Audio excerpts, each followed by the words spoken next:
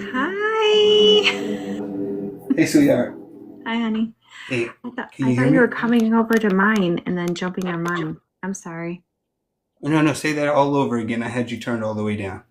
I know I just had to turn you up too. I thought you were coming onto mine, so I was waiting for you to join and then pop you up. But it's okay.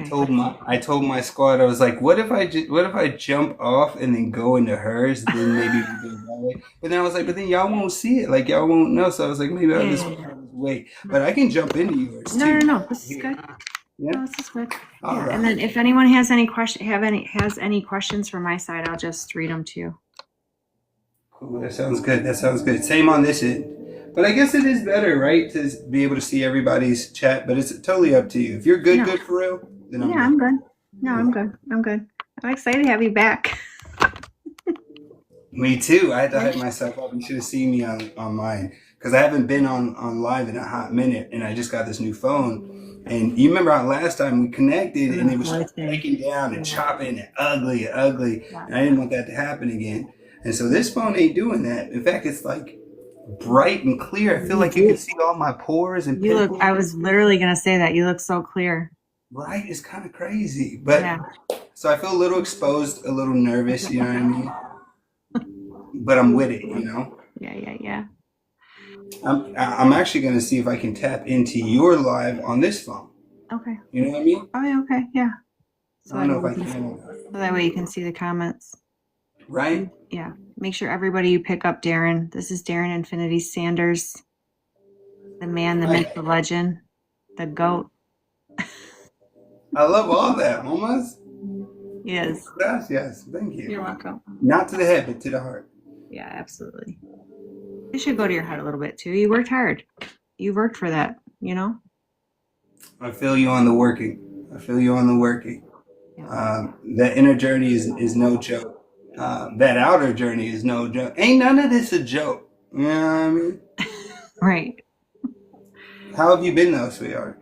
I've been good, you know, still hitting the waves of the energy and this, but I'm starting to come out. I'm starting to feel better. So finally.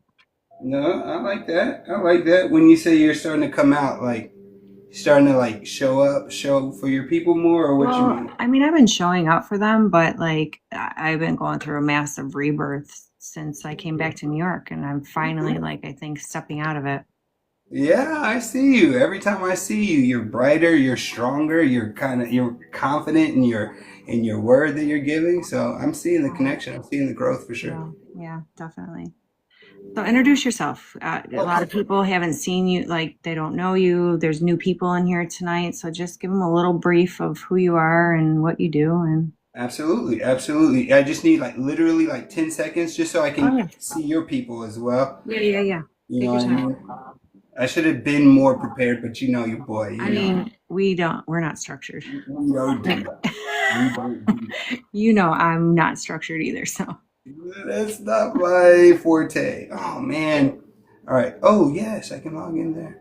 Okay, so what's up, guys? My name is Darin Infinity Sanders.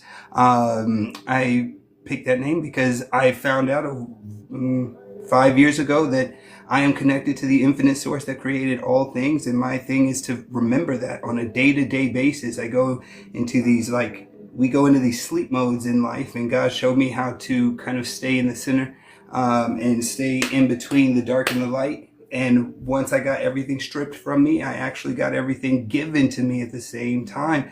I realized I had everything that I needed when everything was stripped. And so for the last 5 to 6 years, I've been on a journey to help inspire and raise the frequency of people who are also on an inner journey. One of the biggest things that I do in that process is messing with frequencies and things of that nature with my like on the digital side of things, because creating the atmosphere for growth is half the battle. Just making sure that you give yourself that space where you can grow and reset your nervous system. The nervous system is virtually everything to me.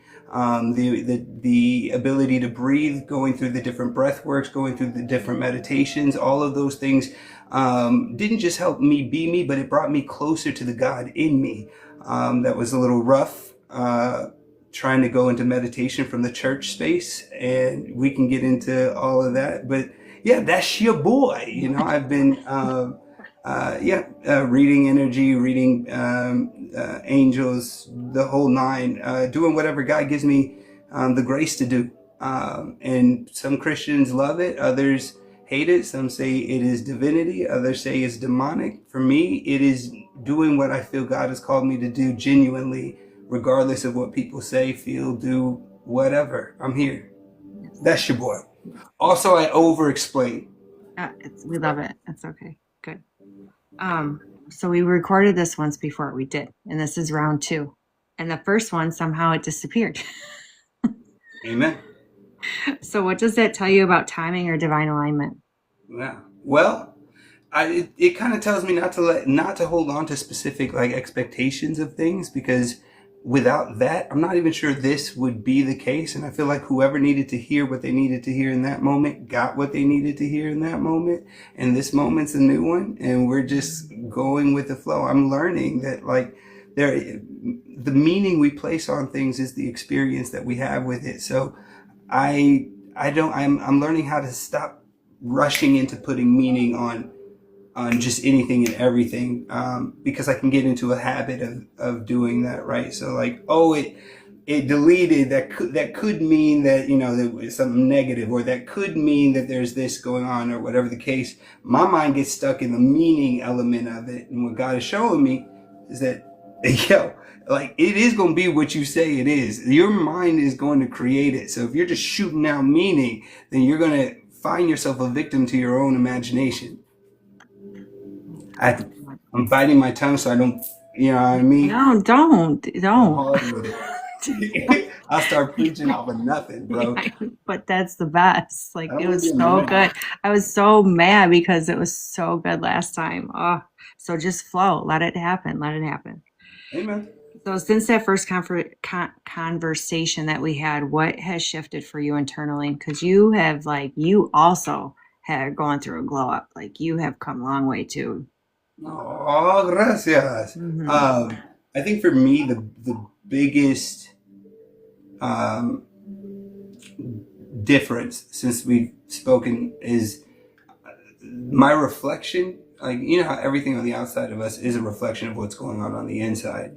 My reflection is just now starting to align with what it is that I've been desiring on the inside, and it's almost happening in pretty miraculous ways. Now, again, ups and downs are real, and I have to go through those deep moments to see just how strong God is, right? To pull me up out of these dark spaces. And so where I'm at right now, um, my biggest thing is I learned to let go. I learned to let go of the idea that I'm expected to be something from everyone, or even myself, and remain in a frequency, believe in it. Because there was a point where I was making all these frequencies, doing all these meditations, breathing like crazy, and I didn't see anything happening. Nothing happening. I was pissed, man. I was like, God, what do you got me sitting in here in my room while the rest of my world is burning down? What are you doing with me right here?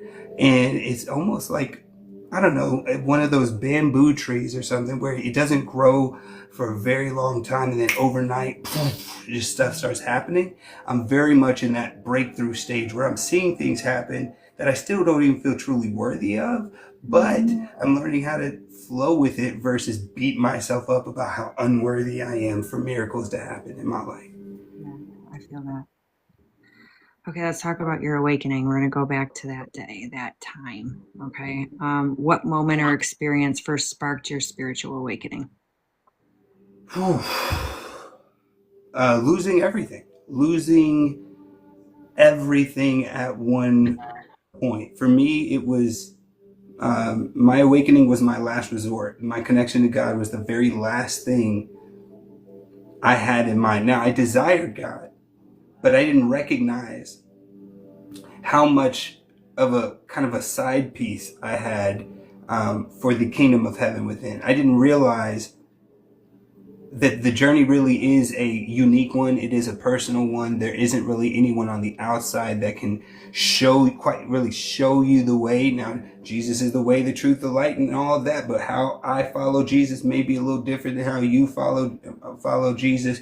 And for me, I had to be okay with that because I was used to a conditioned space, a conditioned religion, a conditioned experience of God. And if my experience of God didn't flow with that, or with how I'd been taught, then it was demonic. And so for me, losing everything by trying to please everyone, it broke me.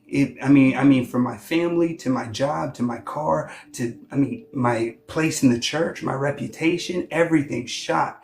And all I could think about was like, I was trying to help y'all. I was trying to be there for you. I was draining myself for y'all. I wanted you to love me. I didn't want this. And it got to a point where, yeah, I was done with all of this. And I rolled up. What's up, Alice? I rolled up into my closet. And I sat there and I told God, all right, God, I'm going to meet you or you're going to meet me. But we going to meet each other tonight because I'm not leaving this space until I see you. And if that means I'm out of here from dehydration and starvation, so be it. Because there was nothing outside of that closet for me. So I sat there for about 2.5 days, just going out to use the restroom and crawling back in. And then out of nowhere, just like, again, you're waiting for this long period of time in the darkness, and then light shows up. And this is where people would think I'm crazy and think that, okay, he's sci-fiing it up for the hypeness, but I'm not. Like, light showed up in the darkness for me. You can call it a hallucination. You can call it a trick of my mind. I don't care what you call it. It was a voice that was more loving than mine, that was more sincere, more confident, more focused than mine, more sharp, telling me, you're so focused on what's next. I need you in the now. Let go of what's next. Let go.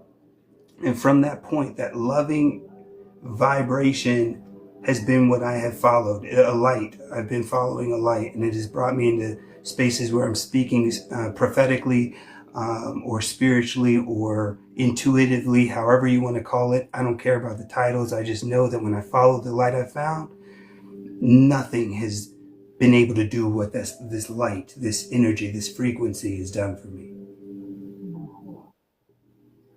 I hear you. Okay, so how would you describe the version of yourself before your awakening versus now?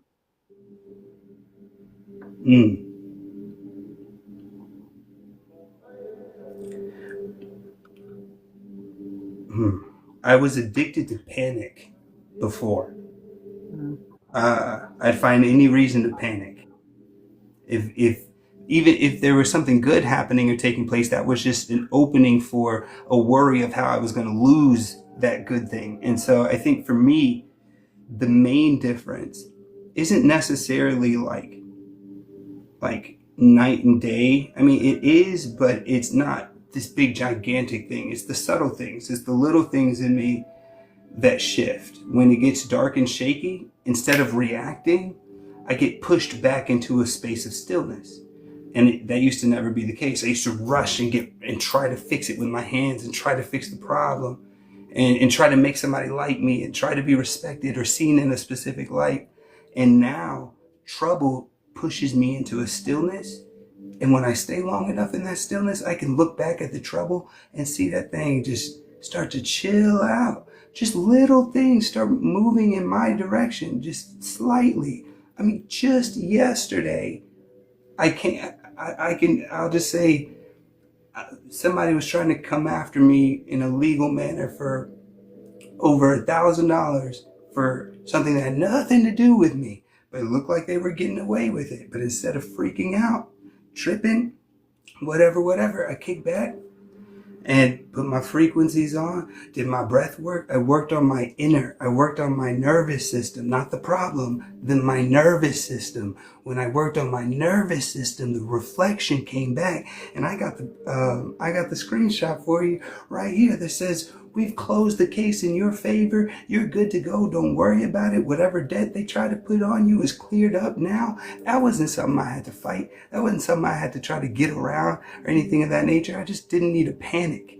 And panic was my biggest friend. It was everything. I'd panic if I didn't have it. I'd panic if I did have it. Because if I had it, it meant I could lose it. So I couldn't be in any real relationship, couldn't be in any real love, because the moment love comes, they leave. And whoever loves you, gonna leave you. That was the big thing for me. None of that has a hold on me. Doesn't mean it doesn't show up in my mind at times, but I know that I'm not my thoughts, I'm not my body, I'm the infinite awareness of it all, and I'm grateful for the mind and body to help me experience the physical now.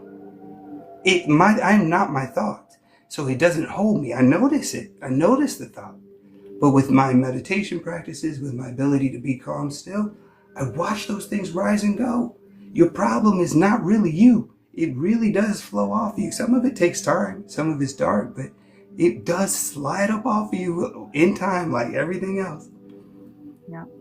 So take us back to the closet. I should have gone back before this question, but it doesn't matter. So when you were in that closet for the 2.5 days and you were sitting in that dark, because we've talked about this before, everyone is waking up, whether it's my community, your community, out there in the world. A lot of people are going through a lot of darkness right now.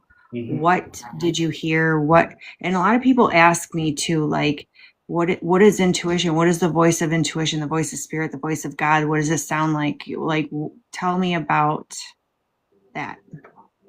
Amen. We're going to get deep into the rabbit hole, huh? All right. Yeah, so I've heard a lot of people who are truly in tune and connected to God and connected to intuition and connected to spirit. And they say, oh, yeah, it's a knowing. It's an inner knowing. It's not necessarily like an audible, like I don't hear voices and things of that nature. And I get it. I get why some people would say, I mean, maybe they haven't had the experience of hearing an actual voice. Others may have heard a voice, but don't want to admit that they've heard a voice because that sounds crazy. You might end up in a Looney Tune bin if you end up, saying too much on that. But I've always been weird, and I will tell you, like, my experience of the voice was inner for sure, but bro, it was so. It was so loud that I can't sit here and say that I didn't hear it audibly. I can't say that. And I get what that may sound like. And I understand that.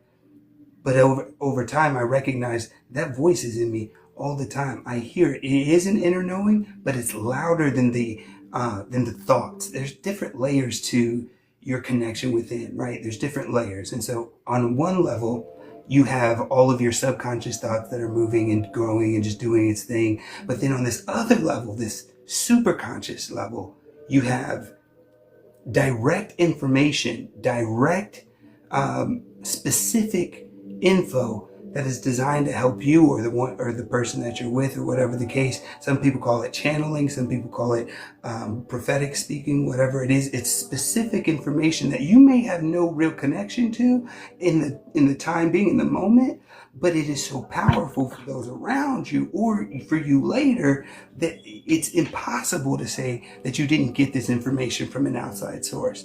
It knows things you don't know. It tells you how to go through things you've never been in before. And for me, in that closet, what I heard, man, how do I say it? Not robotic, not AI, but like no fear. Definitely masculine, definitely loving. Oh man, it was bright. It was almost like being shot some like sort of signal from a spaceship somewhere. It was so like radio signal clear for me. And I don't get that all the time at this point. Now my intuition has become strong enough to where I mean it can be a whisper within me and I'm moving. Not all the time, sometimes I be tripping, which is why I have my lows, but for the most part, when you trust the voice, whether it be loud or soft, whether you think it's you or you're going back and forth. Is it me? Is it this? Is that? Is this? After all those little levels and stages, there's a point where the voice can sound slightly different. It can move you in spaces you wouldn't normally go, or even places you don't agree. But because you trust it and show up, you see the evidence on the outside. I mean, what's going on the inside is reflected on the outside every time. You know what I mean? So, like, it may be different for all of us, right? People have Right. the Claire audience, the Claire, Yeah. all those Claires and all that. It could be different for you than it is for me. But at the end of the day, God is always talking to you. The universe is always giving you signs. Anytime you feel like God ain't there, it's only because you forgot that you were in the conversation as well. Even though you're speaking and you're yelling and doing this, you're putting more energy in the talking than the being still and being silent and listening. And so you can hear God. Sometimes it's through a knowing, sometimes it's through a smell that brings back a memory that inspires you to think of this, to move into that direction. I mean, a small domino can be a spark to something big. God's small whisper can do big things for you. You know what I mean? So for me, yeah, it started off a loud noise, and it was basically audible. You know what I mean? But at the end of it now, it's more of a head nod from God, like, yeah, like from Coach. You know what I mean? Go that way. We know the signals. You know what I mean? We know that we do the signals and we get moving. You feel me? Yeah, I hear that. So what got you out of the closet? What was actually what were you waiting for and what got you out of that darkness? After I heard the voice say 3 words, 4 words, which was, you're worried about next, get into the now. Mm, There was something so secure and that so releasing. Like, I didn't realize I had so much of me invested in the next step. And because I could not see the next step, it rendered me useless. It rendered me paralyzed. I couldn't do anything. When I don't know the next step, if I'm not in control of the next moment, then I can't even enjoy this moment, right? If I'm not where I feel I should be, then I ain't taking another step until things look better. Because I ain't going to step out on the water and fall and not walk on water, end up drowning, trying to be Peter. You know what I mean? Like, I'm not going to do that. But God said, don't worry about the water. Don't worry about the step.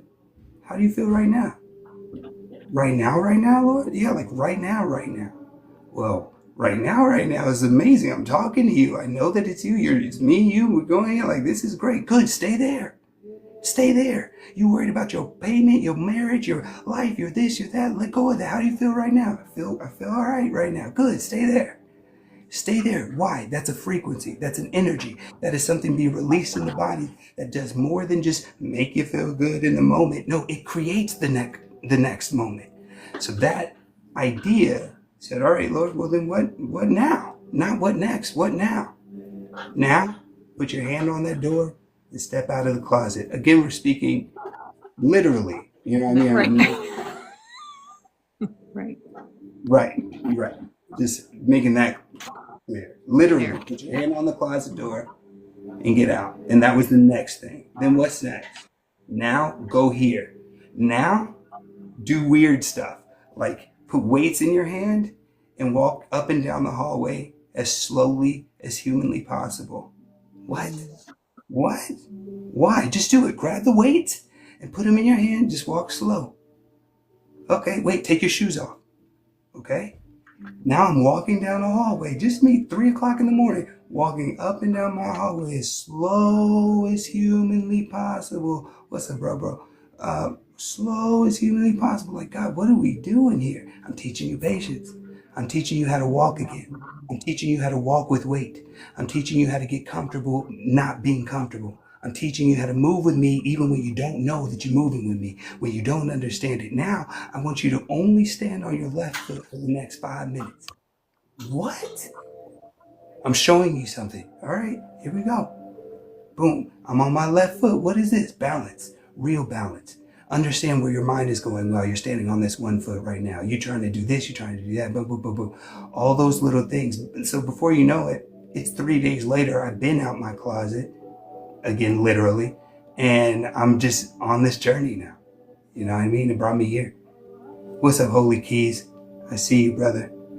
I'm Yeah. still trying to get into your chat. I'm not good with It's multitasking. all right. If there's any questions, you're good. I'll just tell you. Gotcha. Um, was there a breaking point that forced you to change direction in your life? Like what brought you there? Yeah, for sure.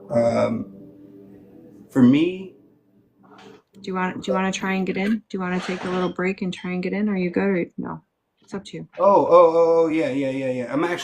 I'm getting Oh, in okay, now. cool. All right. Yeah, I just followed you on this one, so I Okay. want to watch you live.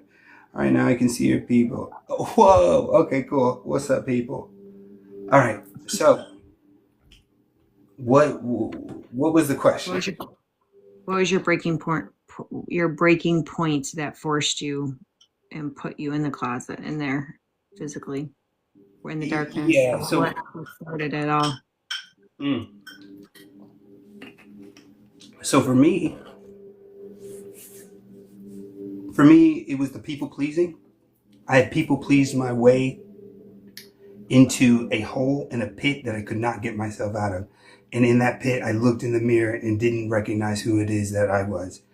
I was people pleasing to a degree where people got so used to my people pleasing that when I started to question what I was being taught or what I believed, it was offensive to people.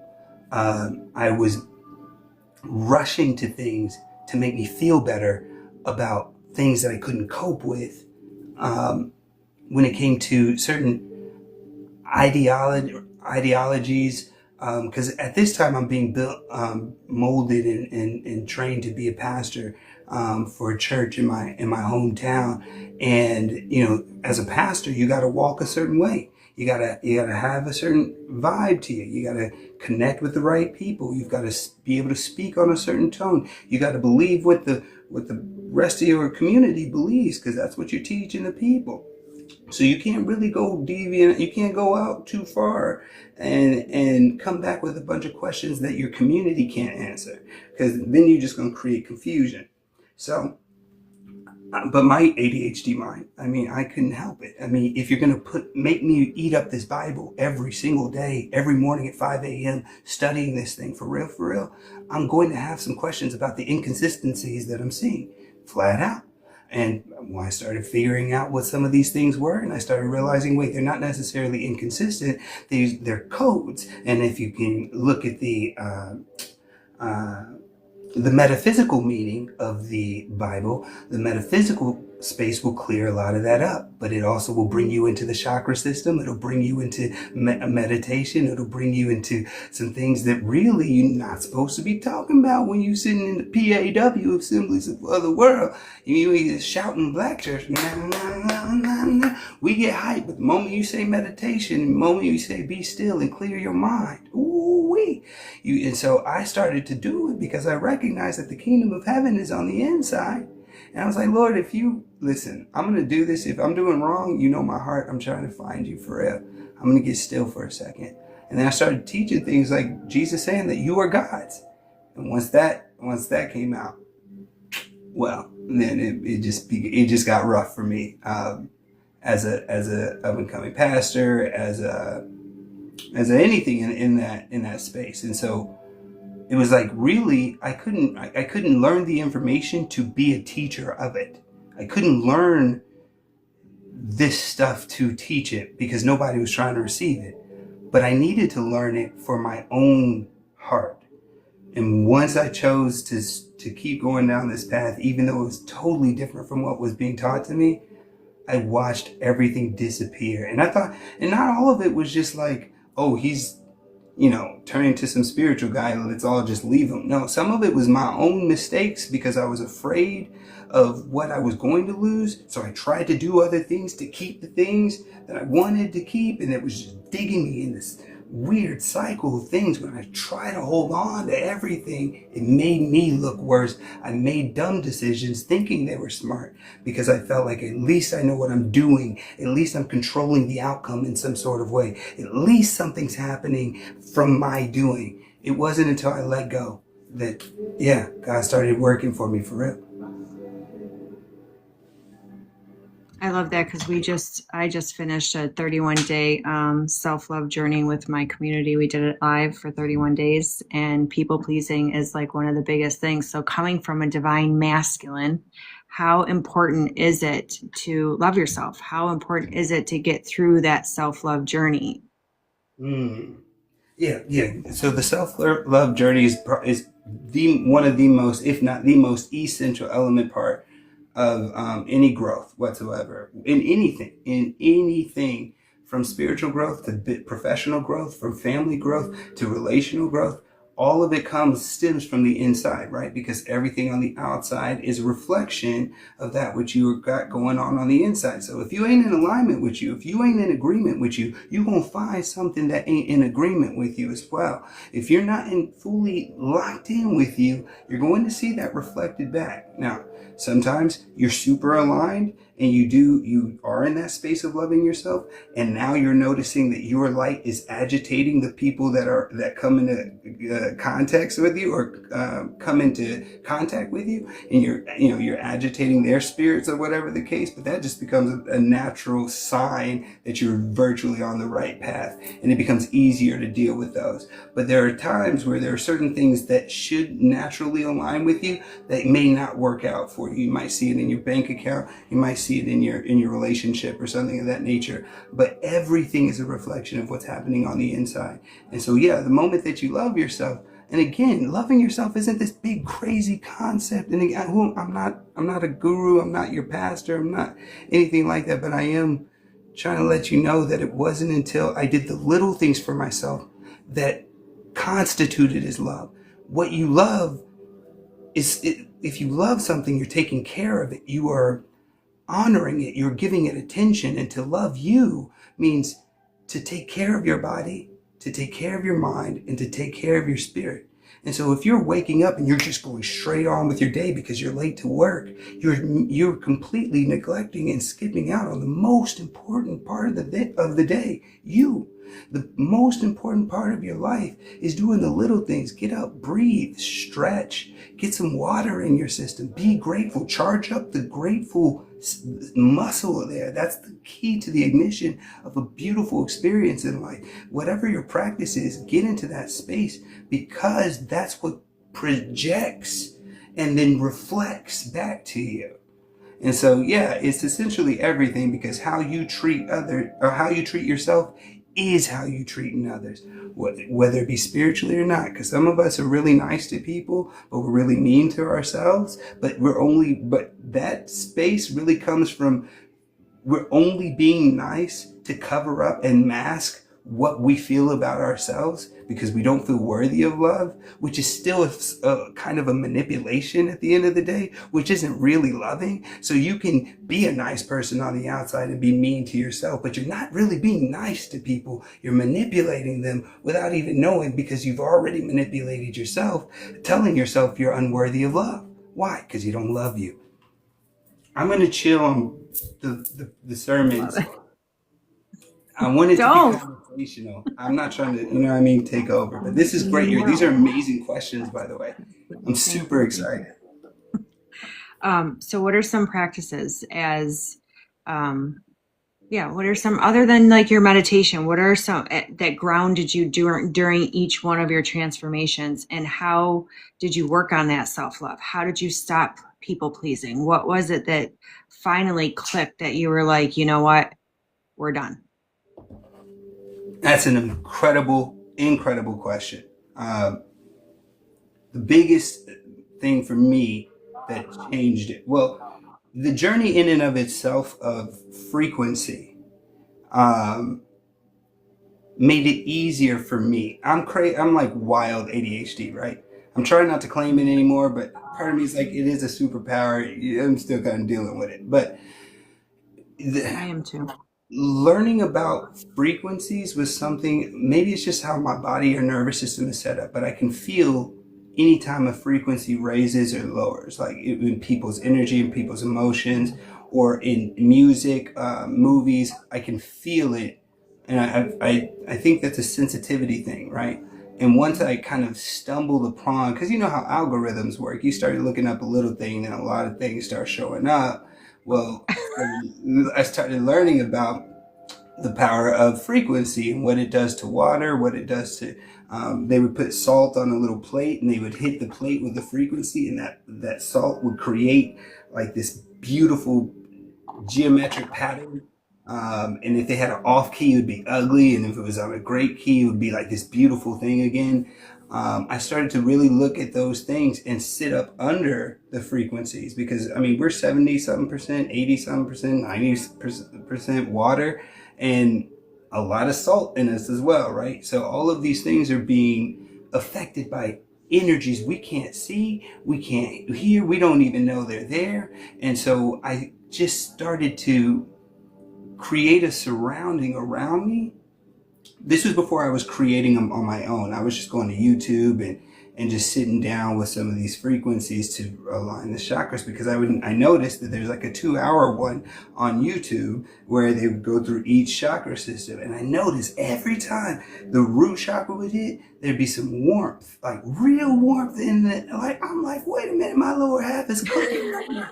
What is going on? And for me, that's all I needed. I just need a little evidence that the magic is working, and my like hyper focus clicks, right? So then I'm going through each one of them mugs all 2 hours. I'm just sitting there feeling each vibration, each frequency raise up to the point where some of it hurt when it hit one that was locked in. It's like, keep it, but that good hurt, like it's getting untied.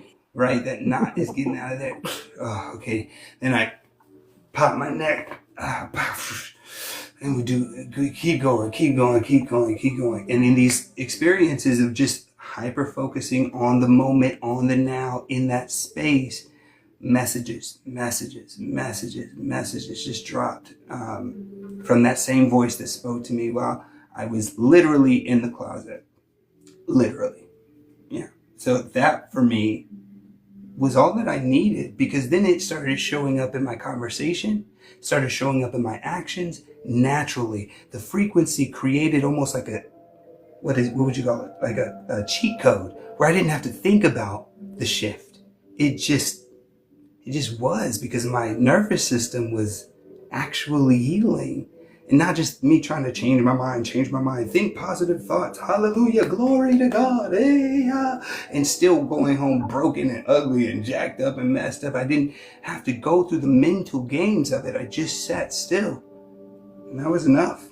That still is enough. Be still and know that I'm God. That's what God said. Let's touch on your purpose and your mission. What have you discovered to be your soul mission?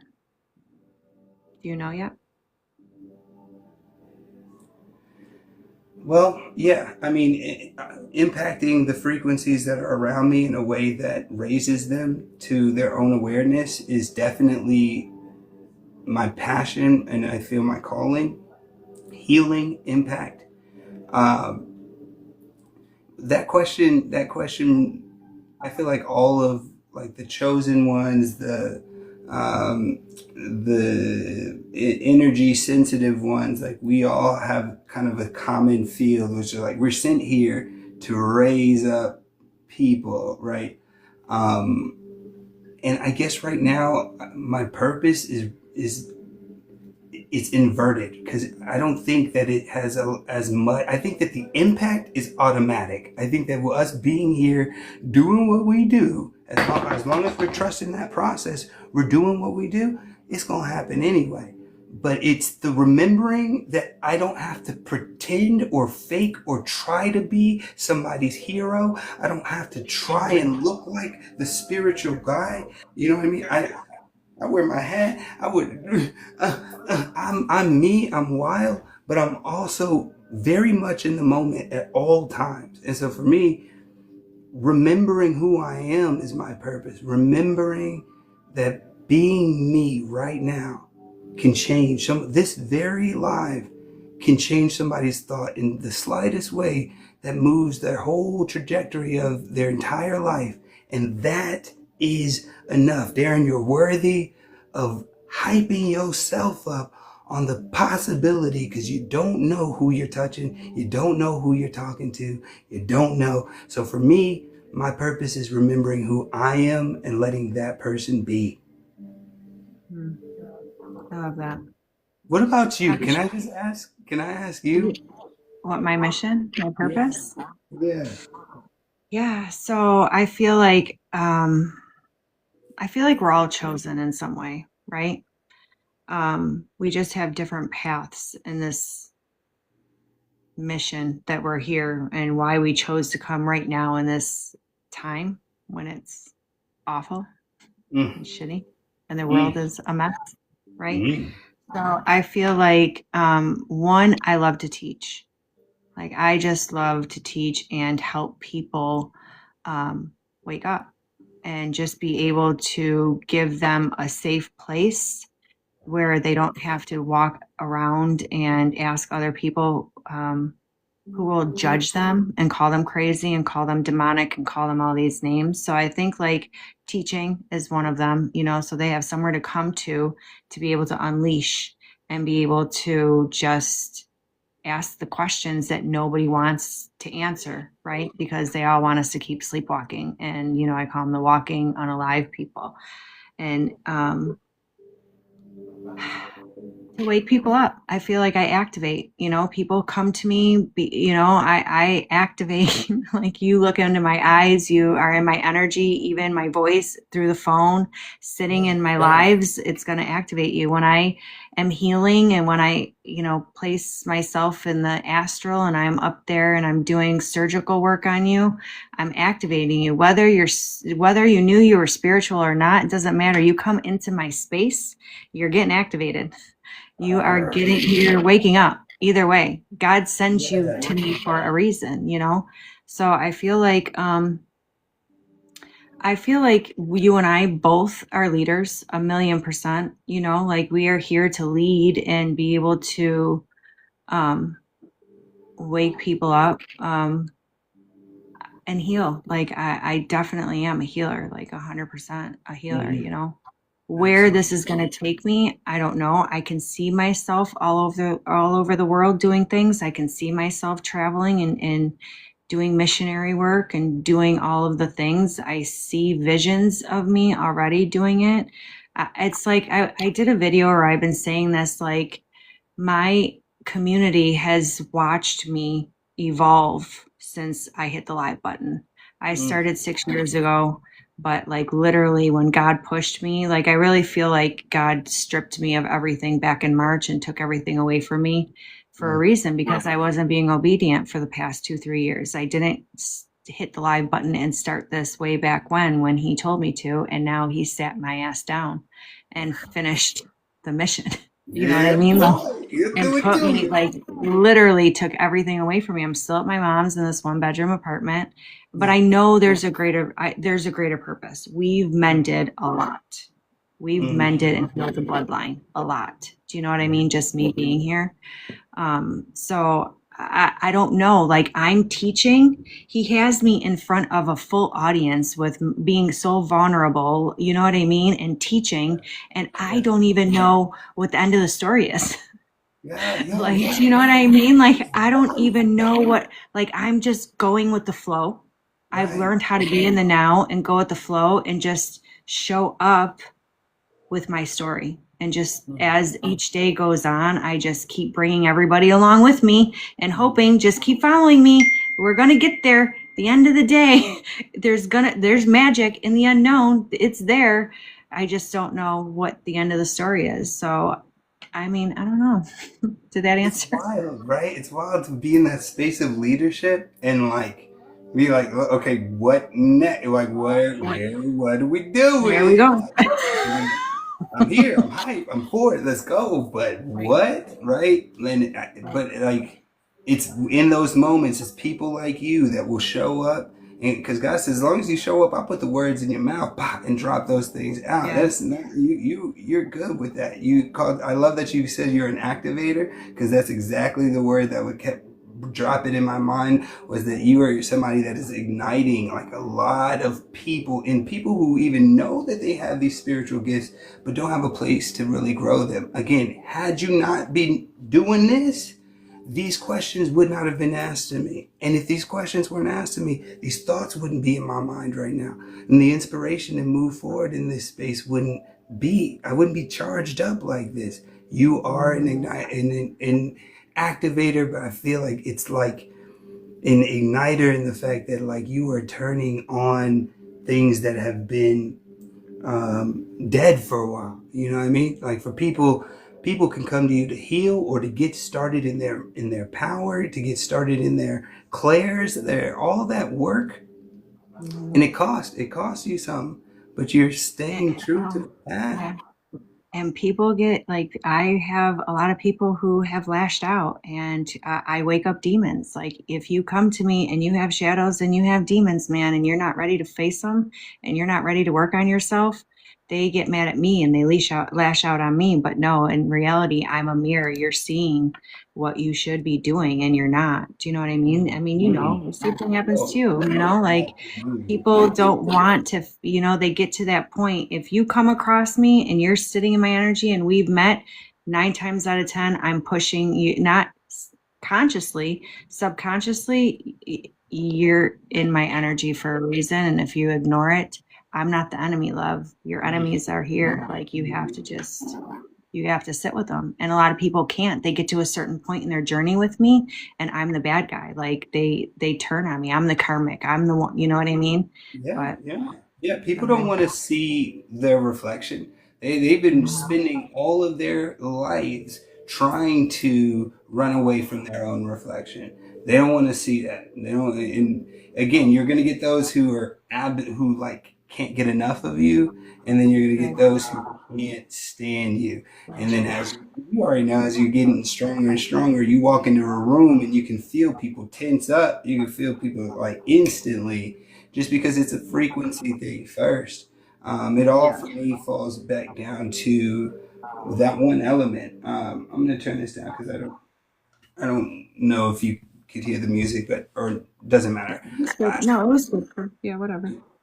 it all boils back down to that idea of frequency because genuinely, if everything inside of you, like everything that you're doing right now, all the work, the spiritual work, the igniting, the activating, all of these things are because you've learned how to stay in one frequency. It's people who don't know how to do that that fall into these panics and cycles and vices and addictions and worries and things of that nature. And listen, I'm not saying that we don't deal with those things ourselves, but we know how to ground ourselves to a point Right. in this matrix of time, space, continuum, whatever you want to call it. And those are the ones who can sit in their light. They start activating others. Boom, boom, boom, boom, boom. It becomes a lonely road because not everybody want to see themselves. In fact, most people don't like themselves. And yeah, they say, oh yeah, I love me some me. I love me some me. Be by yourself for a week for real and tell me what you go through for real because most people don't want to sit by themselves without the screens, without the stimulation, without something to make them forget that they're sitting with themselves. You know what I mean? And right now where we are in life is we need to get comfortable being with ourselves so that Yes. we become the activator of what has been dormant in us for a long time. Because look, you don't just wake up and become a Vanita where you just show up in a room and people boom, turn into Power Rangers and then they move and they Mighty Morphin now. It don't just happen overnight, but all of us have an ability to wake others up. But you ain't gonna wake nobody up if you ain't awakened to what you're doing, or you'll wake people up without even knowing it, which is worse because then you're in a space where you're constantly judging yourself, constantly beating yourself up, won't take anybody else's love because you don't know how to love yourself, which ties back into why loving yourself is important because even your mission will go unseen by you if you can't love yourself enough to count yourself worthy as the one doing it, to count yourself as able to do it. You know what I mean? Deserving of a thank you. You know how weird it was at the very beginning of this when I would be in my zone talking and reading people out, and people would come to me with these big messages, and I would shut down. Big messages, thank you for this, that, and I'm not flexing. I'm just saying, like I had No, you should though. right? I had this problem going on. I had that problem going on. This was my last day on earth. And then I came to your live and boom, boom, boom. That used to break me down because number one, I'd be looking at that message being like, if you only knew who I was, like, you think you struggling, like you don't even know your boy. Like I used to feel like a fraud because my shadow wasn't being dealt with at the beginning because I Right. didn't know about it, right? And I wanted to hide my shadow and be seen in a specific light. And so it created this like imposter syndrome Yeah. for me because I didn't want people to not like me. Like I don't want people to just tense up when I show up. No, I want everyone to have a good time. Let's all chill, you know? Let's just enlighten as well. Let's just grow as well. But Right. it was because I didn't want to be everybody's mirror because it meant you were going to be lonely. I like I hid away in those shadowy spaces. And yeah, once you get over all that, once you get over the idea of being by yourself and realizing that by yourself is the best place to be, sometimes it's a balance between like the out there and the in here. Boy, you good. You good. It don't matter who says what, who thinks what. And I've, Mhm. I've, I've had enough outside embarrassments. You can't embarrass me no more. Like, there's Right. nothing I can do that's going to embarrass me more than I've already embarrassed myself online, in my family, on the church. I can't hurt me no more. You know what I mean? Yeah. Sometimes you gotta go through that. Go through the embarrassment, Yeah. people leaving you, people not believing you, people Yeah. saying that they with you, but really ain't really. You gotta go through all of that so you ain't scared of it again. You know what I mean? Yeah. It's lonely. It is lonely. You know, this journey is lonely. It's not for the weak. That's why I tell my people it's not for the weak. It's lonely as fuck, you know? For But real? Oh, to an extent, right? Yeah, yeah, yeah, yeah. I Because mean, but I think I've gotten to a place where I'm comfortable now, you know, like I'm comfortable with it, but I'm ready. Like I'm ready to get out there a little bit. oh, girl, you out there? You out there? You out there? Out the front door. Okay. She said, "I'm physically get out this To house, right?" like the public, like to Oh, where the people are. This is good, but like physically get out there, I don't know, man. there's Like, a difference. There's a difference. Everybody's like yeah, 6'7", 6'7". There's a yeah, right, difference. yeah, Man, yeah, yeah, yeah. I felt like I could change the world from my room. I Man, know. give me a screen, bro. Give me a screen and a light and a mic, and I'll do it right all night. You know what I mean? But Yeah, don't have me in front of an actual human face staring me while I'm staring at that like soul to soul eye to eye. That stuff is crazy for me. Or trying to be social with a bunch of people. that's All it. The that is social part, like to right. go out to dinner, like to go with my mom and her friends, and to go out to dinner and sit there and have a conversation with people. Like, it's just hard to connect, right? Right. Right. And then I be trying, I be swinging for the fence sometimes. I be shooting from the half point or half court and just airball entirely. I be the most awkward dude at the table, man, saying some of the wildest stuff. And I'm like, what is wrong with me, bro? I'm just I like, nah, get bored. I'm not Yeah, from here. I'm just yeah, not from here. I'm yes, not gonna yeah. connect up the same way. But I have to be okay with those moments, with letting people's expectations be unmet and still Mm, be 10 toes on mine. You know what I mean? Not in spite of, but also letting it be a field to remind me like I am not from here. So I'm not yeah, going to act like I am. You know what I mean? I'm just not that. So yeah, yeah, yeah. it's a crazy point. But when you get in there, I see you. You taking baby steps. I'm trying. Bella. Getting there. I see you I taking mean, baby. I'm starting to go to the store and the grocery store and, and not There you ordering go. Instacart and all Yeah, that, yeah. DoorDash is maybe like, like a few Yeah, decisions back, right? It's like yeah. not I'm your starting first to. choice, right? Right, Well, right. you're doing better than me. At one point, it was just here to Taco Bell, and that was it for like a month and a half, man. And I'd only go when I knew no one was there. I'd go in, and I'd be home at Taco Bell. They come running back, you know what I mean? Running back to Yeah, the house. I get it, I get it. But yeah, you know when it's time, because there's a point where you're by yourself for too long. Like Yeah. there's a balance with all of it, and so you Right. start feeling that urge, that nudge, like okay, Yeah. it's time now. I'm You're there. strong enough. Like, I'm strong enough. I know what I can do. I know not everybody gonna like me. I know I'm not gonna like everybody. We just gonna Right. move in that uncomfortable state for a second, and we Hmm. just gotta flow with it until it feels natural. You know what I mean? Yeah. Yeah. So let's talk about your gifts and when you first like stepped into your gifts or your callings. When did you recognize it? And tell everybody like what you do. What's your specialty? What has God blessed you with? Hmm. What have you stepped into so far? Because I feel like you're so much like you're. I feel like you haven't reached your maximum power potential yet. I feel Truth, like there's more to come, but so truth. far right now.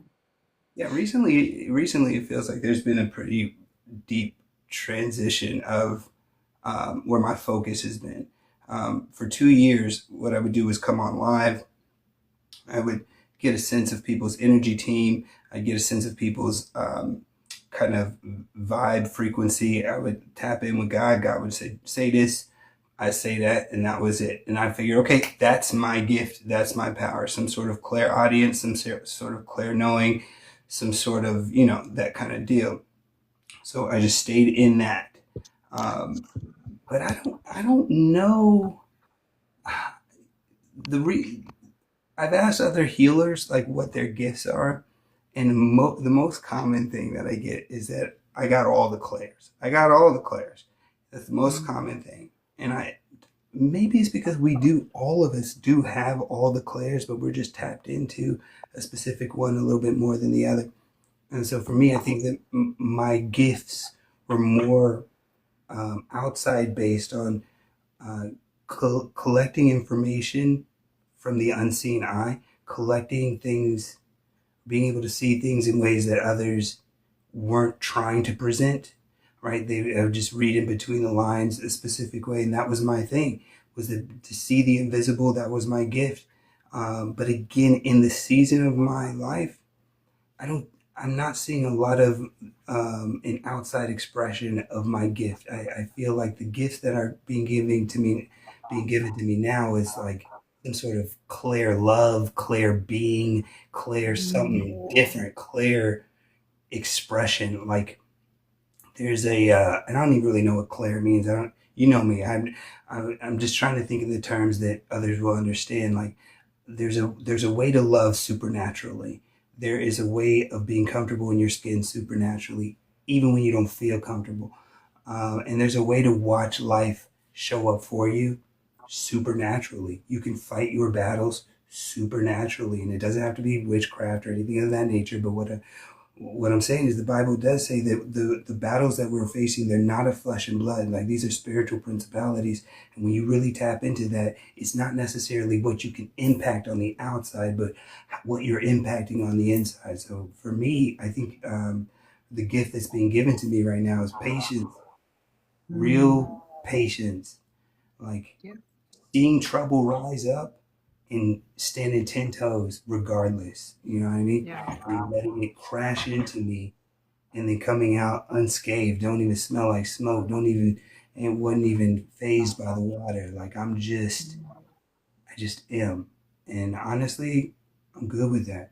I've been trying to impact everybody and their mama but myself my whole life. And the more that I impact myself, the more people naturally feel something when they come around. So yeah, my Yeah. gift, yeah, I've got the clairs. We all got the clairs, and some are, more sensitive than others, but um, there's a new level of love that I'm diving into, or patience with myself, acceptance of myself. I still find myself hiding, especially from like TikTok and the social media space, because right now, some of these transitions that I go through, not everybody needs to see. Because I don't know if you've seen me going back and forth with God, and me being the only vessel, God speaking, then I'm speaking, then God speaking. It looked like I'm talking to myself on live. Looks like a whole schizophrenic episode, and I know and I understand, but I'm learning how to have those moments and really make them a part of who I am instead of like Mhm. this side. peace. Now, not everybody needs to see all of it, but whenever God says, "Boom, we gonna show up like that," boom, then we show up like that. For me, the ability to say yes to God instantly when I don't want to, for real, that's the superhuman power for me. Yes, agreed. A lot of people, like one of my mods always says, "Welcome to Vanita's live and her life," because you know what I mean. It is because I feel like and I feel like for you too, when you do stuff like that, like people need to see that though, because um, being in this journey, being on this path is so hard, and if we show up more like that, then they'll think that they're not the only ones going through it. Do you know what I mean? So I love that you do that, because when you do come on like that, I feel like so powerful. Like you're a prophet. Like the things that come out of your mouth is so prophetic. Like for real, for real. Like if anyone has actually been to his live and listens to the things that come out of Darin's mouth, it's like it is straight from God. Like literally. It is, Good morning, welcome in. Mm-hmm. and that is. So it is leadership for you. You are a leader. I don't know if you see yourself as that yet, or if you know that yet, but you are. Like you lead the masses. You have led the masses, and I feel like you're very humble, and humility is very, very prominent in you. But as a spiritual man, what does that mean? Humility. No, the leadership, just being, Leadership. Mm-hmm. Boy, boy. So I spend most of my, again, great questions, by the way. Like I don't know how you get these questions, but these are great questions. Like you are making a podcast, right? Like this is on This is, YouTube. it is. So I'm launching, it's going to be launched. I'm not supposed to tell anybody, but very soon, beginning of spring, very, very soon. And I wanted you on the first. That's why I was heartbroken when like it was gone. I was like, where is it? We got to get him back on. We got to do this again. You have to be on the first launch. But yeah, you are. Okay. Well, yeah. No, the meaning of leadership for me has a lot more to do with. I mean, the cliche term is, in order to be a good leader, you got to be a good follower. But I genuinely, truly believe that. I spend most of my time telling people, I'm not your pastor. I am not your guru. I ain't none of that, because anytime somebody puts me up on some sort of pedestal, I do a super flip dive off of it and go head first down. And I don't want that experience anymore, and because I try to be this thing that you expect me to be every time, and so I guess really the idea of leadership is really say it okay, stepping into a place of authenticity in front of people who are just looking for permission to do the same. And for me, when somebody is in their most authentic self and they're drawn to your most authentic self, that's your tribe.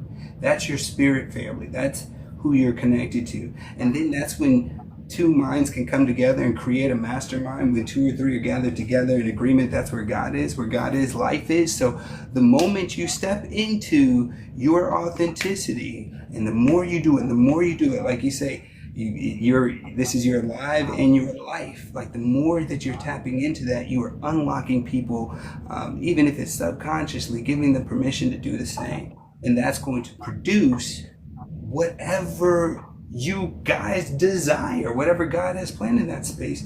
It's going to happen. So for me, yeah, learning how to be authentic on an everyday basis, even now, man, even now. I'm nervous because I got the new phone and it feels like you see too much of me. Like, man, I'm gonna get that out of the way. I feel like I'm talking too much. I feel like I'm over explaining, right? All these things, but I'm not letting it stop me from getting my truth out, from being who it is that I am. And now I'm not going to let it just like shake me up, because I'm not my thoughts. I'm not the fears. I'm not even the praises that I give myself. I ain't none of that. I'm here and I'm now, and that's enough. And when it really is enough, that's when things become enough. You start looking at stuff and say, that's enough. I'm good with it.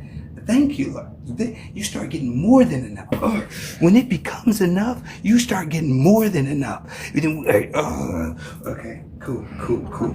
When you start just overcoming a little, that's when you start being more than an overcomer. To be more than an overcomer is to create the reality around you, not to survive the reality, but to create it.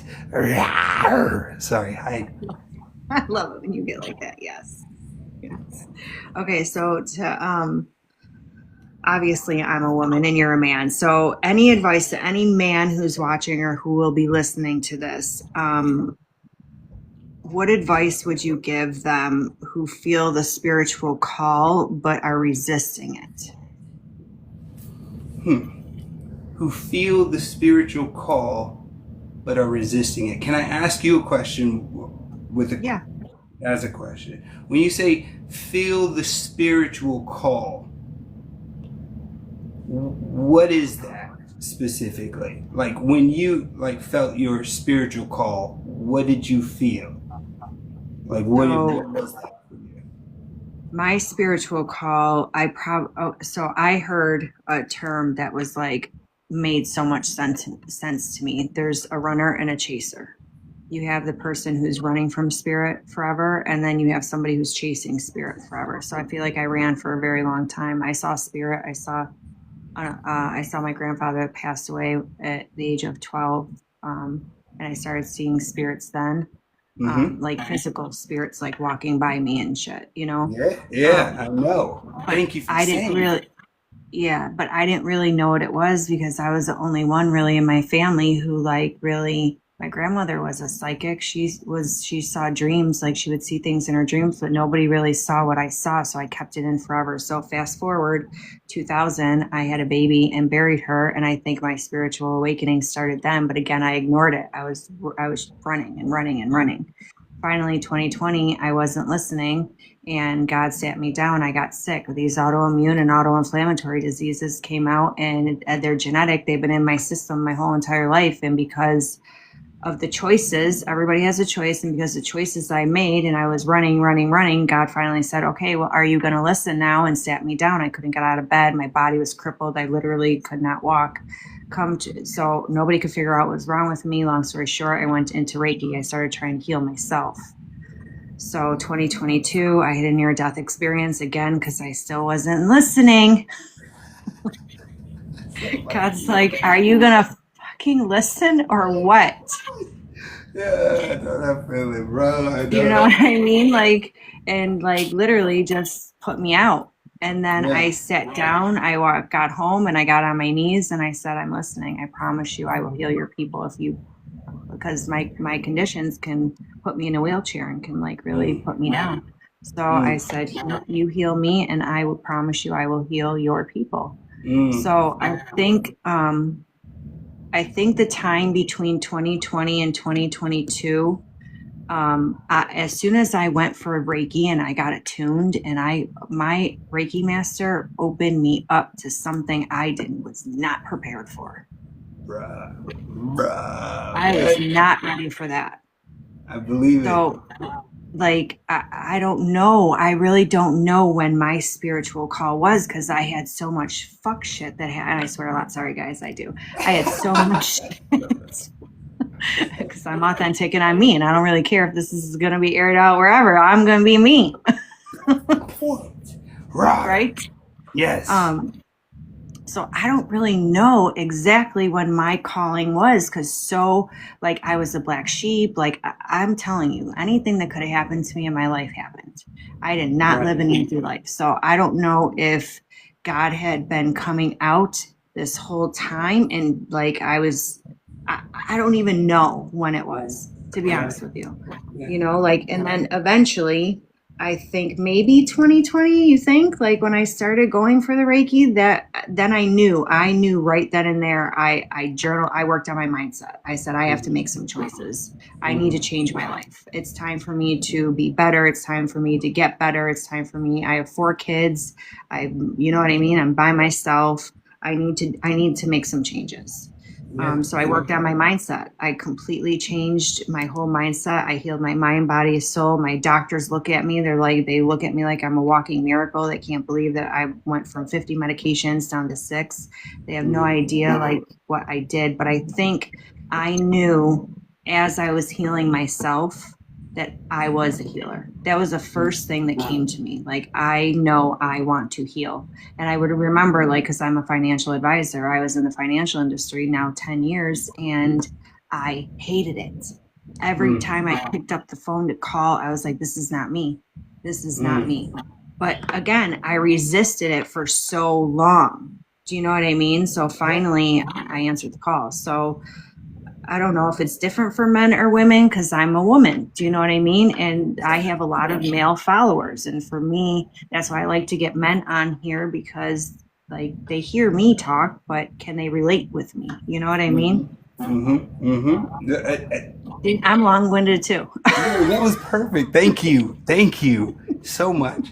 And you said something that was perfect. Like you're going through all these different things, and you look back and you're like, I don't know what my calling was. Right? You were going through these things, and it was as you were healing, you found your calling. That you are a healer. And I think that's why I was asking in the first place because I'm not 100% sure I knew I was being called until I had nothing else calling me because everything is calling for our attention. Everything is calling for our focus. And I mean, from the very jump, like right out of high school or even in high school, like survival of the fittest is what we know. Survive, survive.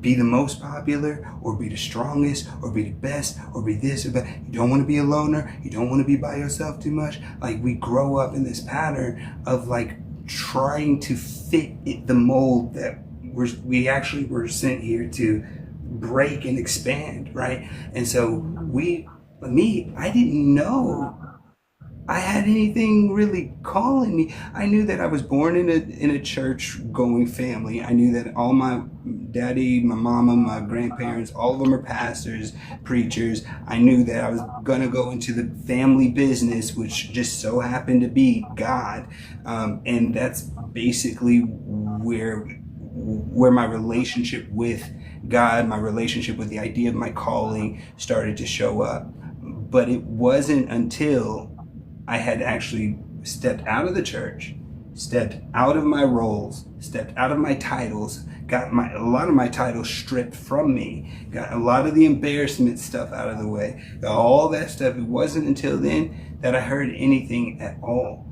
And I think what it is that some of us may be feeling like, okay, yeah, God might be calling me this way, or my intuition is saying that I am this healer, but I ain't trying to be the weirdo or whatever. That you might have a little bit of that on the inside, and you may be resisting that, especially as a man, because honestly, a lot of this work does come from the feminine space, right? From the creative space. And so a lot of men don't, especially, and I hate to say it, but a lot of like toxic masculinity will keep you from using your feminine energy in the way that it was given to you. You are both. You're not just one thing. You both, for real. You got both energies inside of you.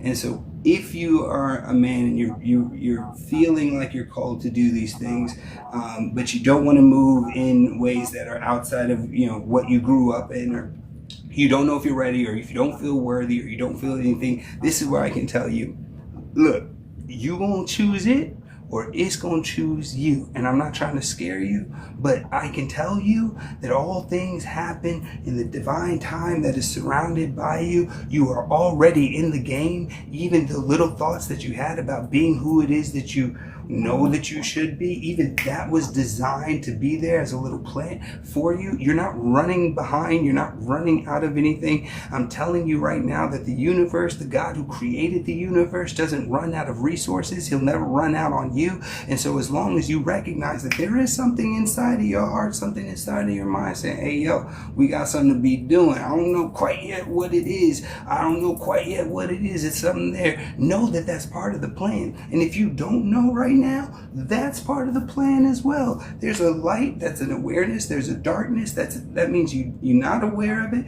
That's all it is. Darkness ain't evil. Darkness is an unawareness to certain things. And it might be that you are called, but you just don't know specifically where you're supposed to go. My ultimate advice to you would be to play with it.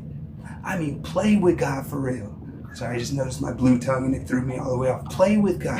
I have this thing where I'll go a week, right? It used to be just a day where I would sit still. I call it God's game.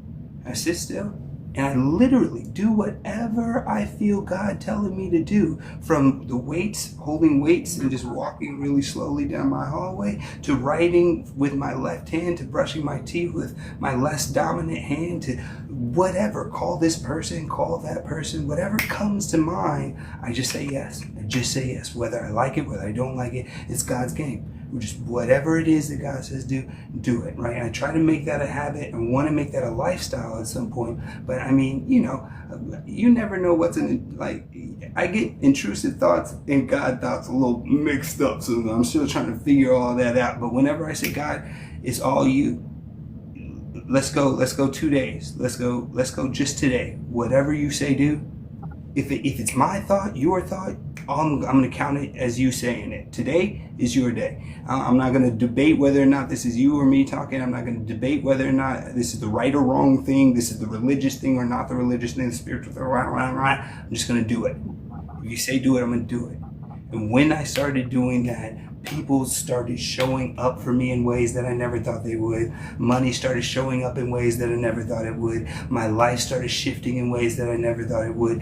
Synchronicities, most importantly, synchronicities started showing up in ways they never have before, that made me think that I am a virtual being in a Sims computer program for real. And I just created a shortcut or a cheat code to communicate with the one who's controlling the controller, right? I'm just the little icon, the little guy, right? But I found out a way to talk to the one who got the controller. So for me, that's where it all starts. Play with God. It may look weird, ridiculous, awkward, clunky, all of that. Do it anyway, bro. Do it scared, do it frustrated, do a day. Just sit down and look. I'm not gonna move until I feel the urge, the nudge, something. I'm not going to debate it either. If I hear something, even if it's the slightest in my mind, I'm going to go that route. And it may be as simple as stand up. Yes. That's where it starts. Yes. The cheat code. Oh, that's dope, Christy. The cheat code. The CHI code. Oh, that's dope. That sounds like a book for sure. The cheat code. What's up, squad? Sorry, just really quickly. I love you guys. Thank you for coming in and joining us. Like, if you have not scooped up Benita, one of the coldest healers I know. She is somebody on a mission to open you up to your mission. She is somebody that knows how to take the broken, ugly, dark, nasty stuff and put light there so that it can grow and help you quickly.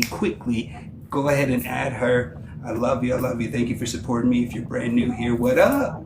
Buckle up. Yes. Same what Darin's saying. I feel like I got the same people in here. Carlos, welcome. Thank you, Trey. Thank you. Okay, so let's talk about love and relationships on this wonderful journey that we're on. How has your understanding of love changed since the awakening?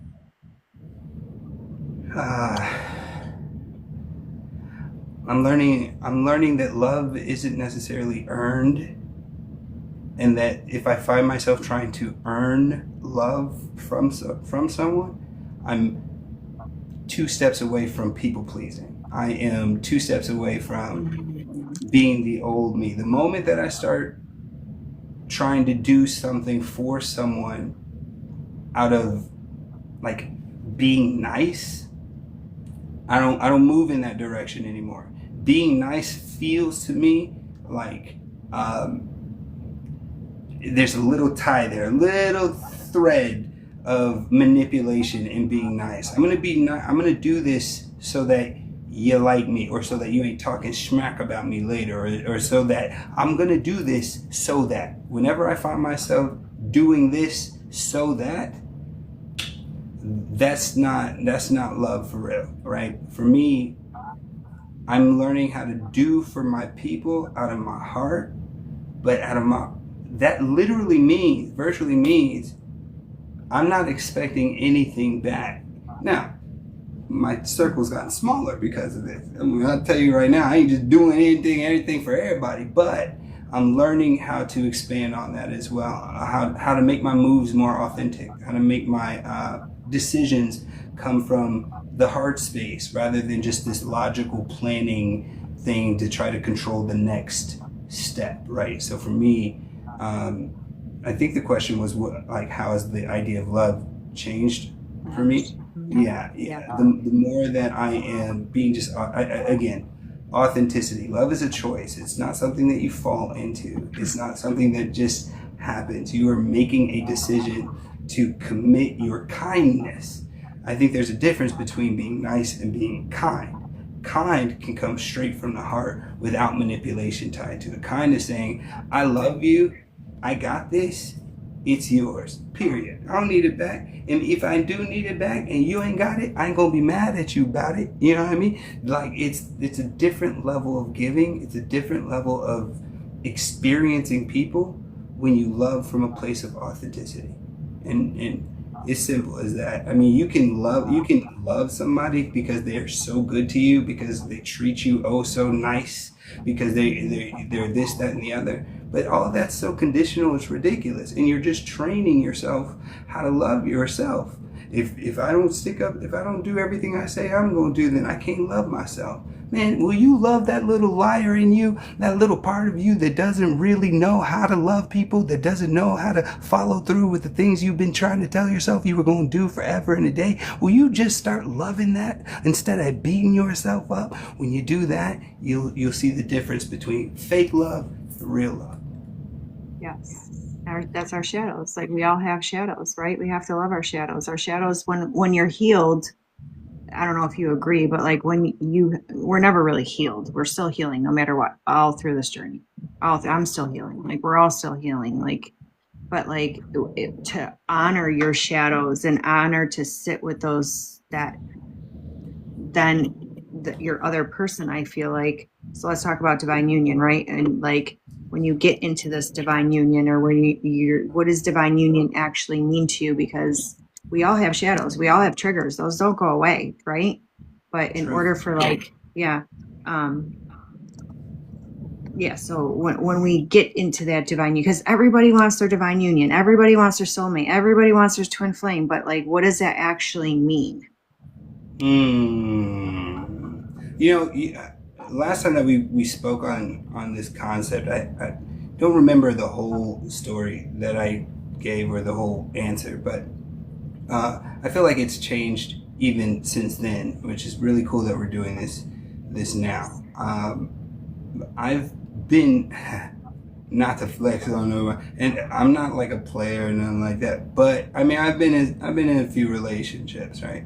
Enough to know um, when something fits and when something doesn't, right? And I noticed that when someone who's supposed to be with you shows up, there's not just like a spark of infatuation, but there's a spark of motivation. There's a spark of wanting to become more of yourself, not become something bigger or better or badder for the person that you're with to lock in their attention so that they're there with you, caged up by your performance your whole life.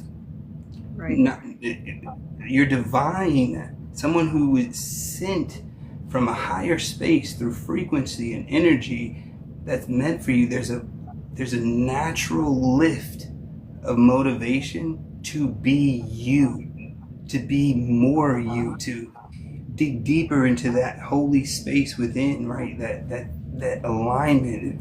It's a For me, my divine union will remind me of my divine union with the higher spaces, right?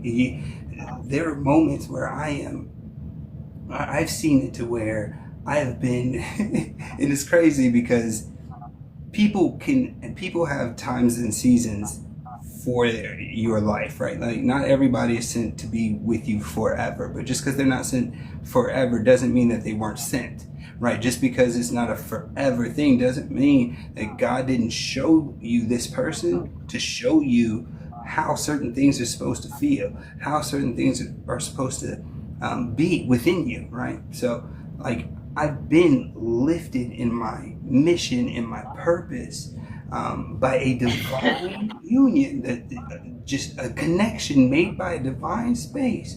I think we have a lot more divine unions than we realize. I know what you mean. I know the woman looking for the man looking for the woman, and the Bible says when he who finds a wife finds a good thing. It's a good thing for real, for real.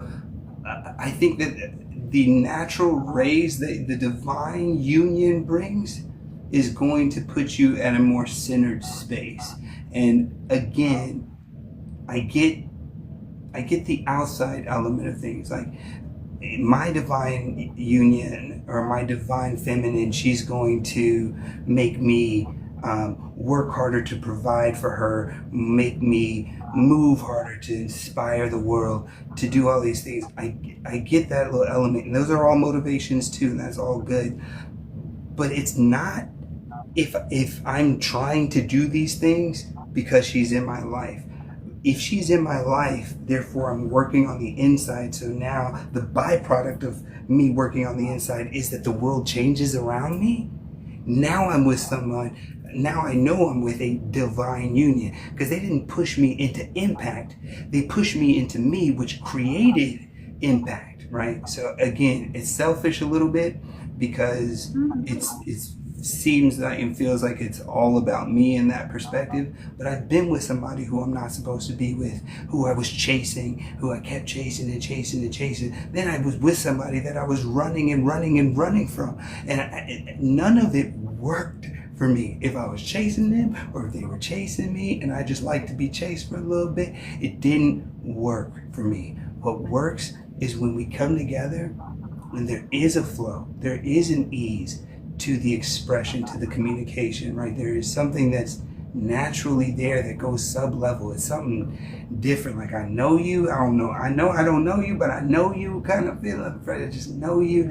But then we start moving in that space because some people are like, that girl fine from head to toe. That girl got a big ass. Oh, let her be the one. Let her be. Oh, I feel like I know you from a different life, and we just say stuff. Especially if you think they're spiritual, you say stuff. Oh, I know you from it, but really, truly, what happens naturally within you and between you, that's going to tell you whether or not you're with a divine union. Your divine partner is going to push you into you.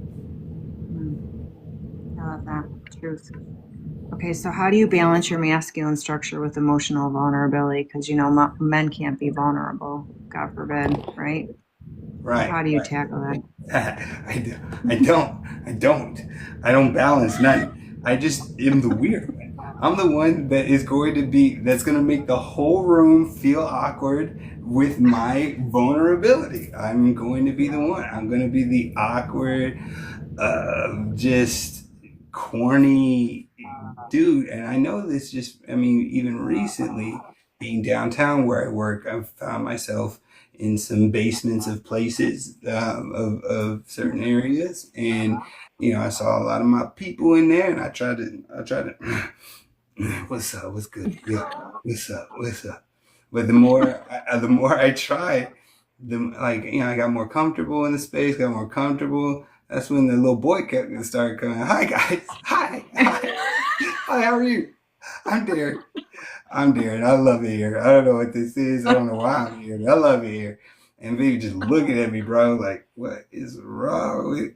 And That's why I don't want to go out there. Yeah, it's why you gonna like walk in and ruin some environments, just flat out ruin it for the good or the bad. But for me, it's better to just be and to know that those who really like me, like really are in conversation with me, really are about me, They're about me, not the me I put on, but me. And those are the ones I make laugh without trying. Those are the ones that uh, I can teach without teaching. I can give without giving. You know what I mean? Without even knowing that's what's happening. There is no balance. I go all the way in. Be the weird one. Be the different one. Be the one that nobody understands.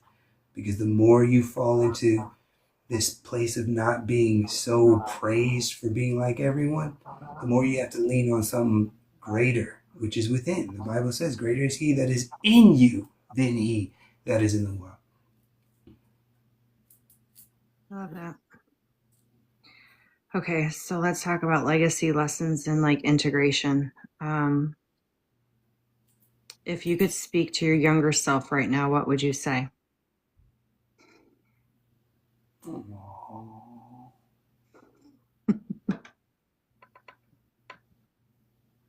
Man, I don't think I would say anything. I think I would hold them. I think I would Mm, just hold them. And really, yeah, I'd say I love you, but mean it from a, I wouldn't let go till I knew. Because growing up in church, growing up with a bunch of preachers, growing up young and dealing with my own traumas and things, I heard all of these wise words, wise thoughts.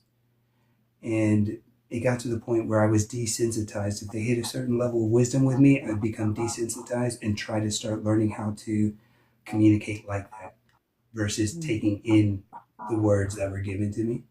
And so, and if it was anything else, like if somebody came and, oh, you did a good job, or keep your head up, I mean, okay, cool. But I wouldn't really hear it because I wasn't loving me.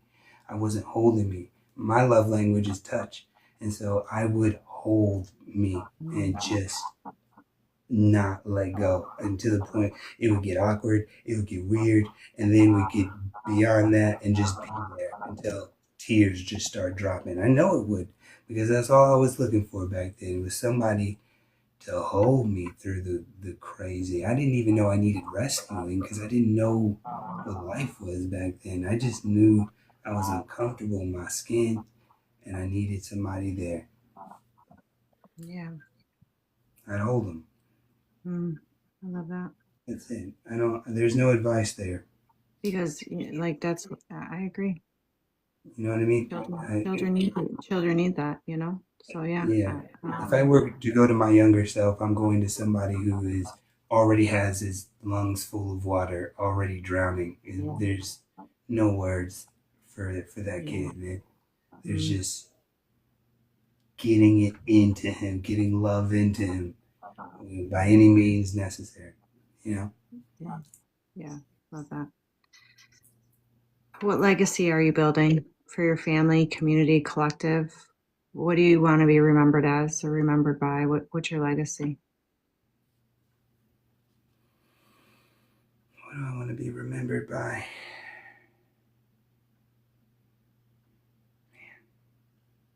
All right. I mean, I can give you like a cookie cutter answer. Like I want, want to change the world, I want to impact the people, No, we um, want more. We want be the more. change. Um, I think that that question haunted me, or sometimes still does haunts me, um, because in my head to hear what do I want to be remembered for puts this like projection or like ultimate goal up that and my brain puts it far away from me, right? Like I give you an answer, but then let's say God takes me tonight, then I ain't there. I ain't made it. You know what I mean? I don't know if being remembered is as important to me as helping as many people remember themselves before I go. The only thing that ever felt good to me in life was remembering who it is that I am. I've had the praises. I done spoke to over 2,000 people on stages and thousands online. And people have said a lot of things, good, bad, ugly, whatever. Um, the only thing that ever made any amazing sense to me was remembering myself, who I am. And I had to let go of the idea that anybody has to see me as anything, or remember me as anything, or hope that I become anything. Because my father used to say, Darin, don't just look great, be great. Don't just look great, be great. And the whole time, I know he meant well by that, but I always kept moving the bar of greatness. Well, yeah, I'm not great until I hit this. I'm not great until I hit that. I'm not great until I'm not great. And so for me, if I am going to be remembered by something, I want it to be how the amount of people I helped get to a point where they remember themselves. But even then, being remembered is cute. Remembering myself and watching you remember you, Mm. nothing better. Arrgh, Mhm. nothing better. Yeah, I agree. You know what I I mean? like that. It Yeah. also takes the pressure off. Um, Mm. of this journey, because I keep trying to rush through the I've been trying to rush through the journey to get to the Mm. goal, to be the guy, to be the healed one, to be the healer, to be that number, that go to for the light. And all of Right. that just had me running for no reason. And I mean, I would Right. run, people would even see the glow. Oh man, you're amazing. But even then, that would only last like I mean, very little bit. Like people, yeah, it is what it is. They love, and that's great. But if it ain't right in here, you're not gonna feel the love out there. You know what I mean? Yeah. And the only way to love in here is to remember who you are for real. Mhm. I feel like a lot of us aren't looking for the fame. It's more so of how many lives we can touch. It's not really like the numbers or the money. It's just the numbers for how many people we can touch. Do you know what I Yeah, mean? Yeah. yeah. Literally. Yeah. I mean, it would be cool to go to God or to go to the next place, the next space, and be like, yo, 1,500 people remember who they are because I stepped into the game. Like that would be incredible. Right. Like that, if that was the case, like that would be dope. I just think that I'm here for a much more selfish reason. I'm here to remember me. And then I think that I don't know. There's some sort of like otherworldly thing to that, right? Like because you're not just like waking people up. You're creating universes out of people. Like you're Yeah. bringing them into the cosmos and showing them their infinite ability. So it's just so much more to the waking up experience that it's like I don't even fame used to be what I wanted. Money used to be, hey yo, money help. You know, you anybody Well, trying to yeah, of bless you, course. boy, money help. Right. But Right. Right. man, Donations accepted on both sides. for real. But I done had zeros and zeros and zeros and commas in my account and in on the corner of my floor crying, just hating Mm. myself, my life, my space. And I mean, I've seen other people like they talk about Jim Carrey, not Jim Carrey. Who's the one who played the genie in Aladdin? What's it? Was it Robin Williams? They say he had Robin Williams. everything. He was like battling with all these different, mental issues. And yeah, those stories are real. Money doesn't make everything. But I can tell you right now, man, I can tell you that like I've had it. I've had a lot and I've had a little. And the most comfortable thing is to be good in my skin. That's it. Mm. Sorry, I went off track. I don't even know. I don't even No, you're remember the good. question. Okay. You're good. You're good. Um, what's one message you want people to walk away with after hearing your story? Yeah, yeah, yeah. One thing. One thing. I don't care where it is that you are in your life, what happened, what you did, what your people did, where you found yourself, where how dark it is right now, whatever's in your bank account, however broken the relationship, however insane you feel in your mind, however weird or different you feel or behind you feel in life, I need you to understand that the moment is just calling you back into the moment. Stop worrying about what's next and get into the now. And to get into the now for real, you have to be willing to sacrifice stimulation. Stimulation is what has us drives us. No, stimulation drives us. Stimulation puts us in a space of chasing or in a space of doing things to get other things. You know what I mean? Get to a space of stillness for real. If you can do 10 minutes a day, great. If you can do 20 minutes a day, if you get silent for 20 minutes, you're going to want to be silent for an hour. If you can hit 20 minutes, your body's going to be like, nah, let's keep going. Let's go deeper. Let's go deeper. The secrets are within you for real. The next step is already in you. Whatever it is, whatever, I don't care what it is, put it down for a second.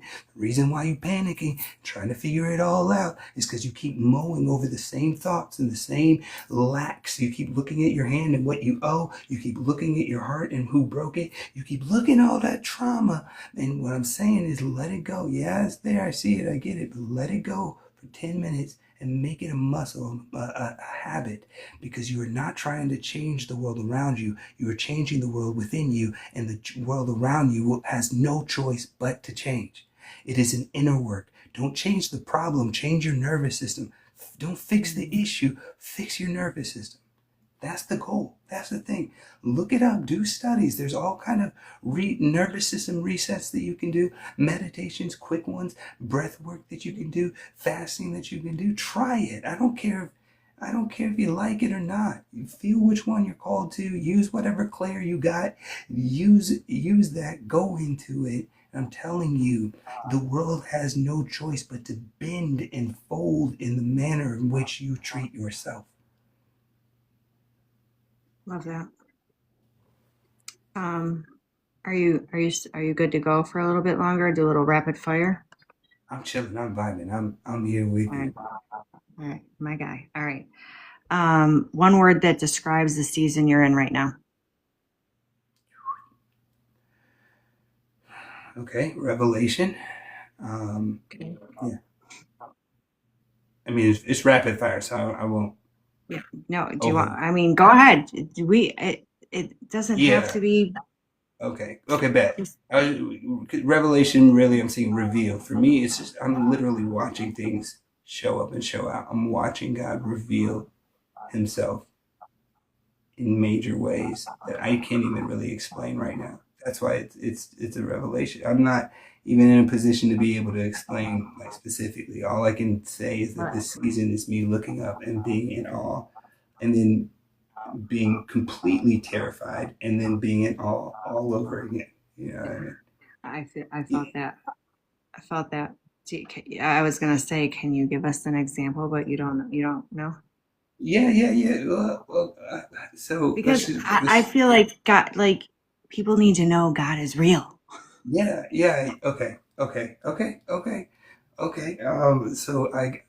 So first of all, the synchronicities are crazy. Me and God have this communication where whenever I get into the real deep space of meditation or real communication with my spirit team, a lot of different things will start happening in the walls, clicks in the walls, certain sounds, certain things will pop up. That's pretty common for everyone. But the clicks in the walls for me, I made it a game basically between me and God. Anytime I hear a click in the wall and it's in the middle of a thought that I'm having, or I say something, or just the timing of it, right? It's not every sound, but whenever the click is, I snap back, right? So I've been snapping back to God. I haven't done this in a long time, but it was something that I picked up years ago, and I've been just doing it. And so I remembered that my snap back is letting the universe know, letting God know that, yo, I hear you. I'm catching that. You know what I mean? I'm catching it. Boom, boom, boom.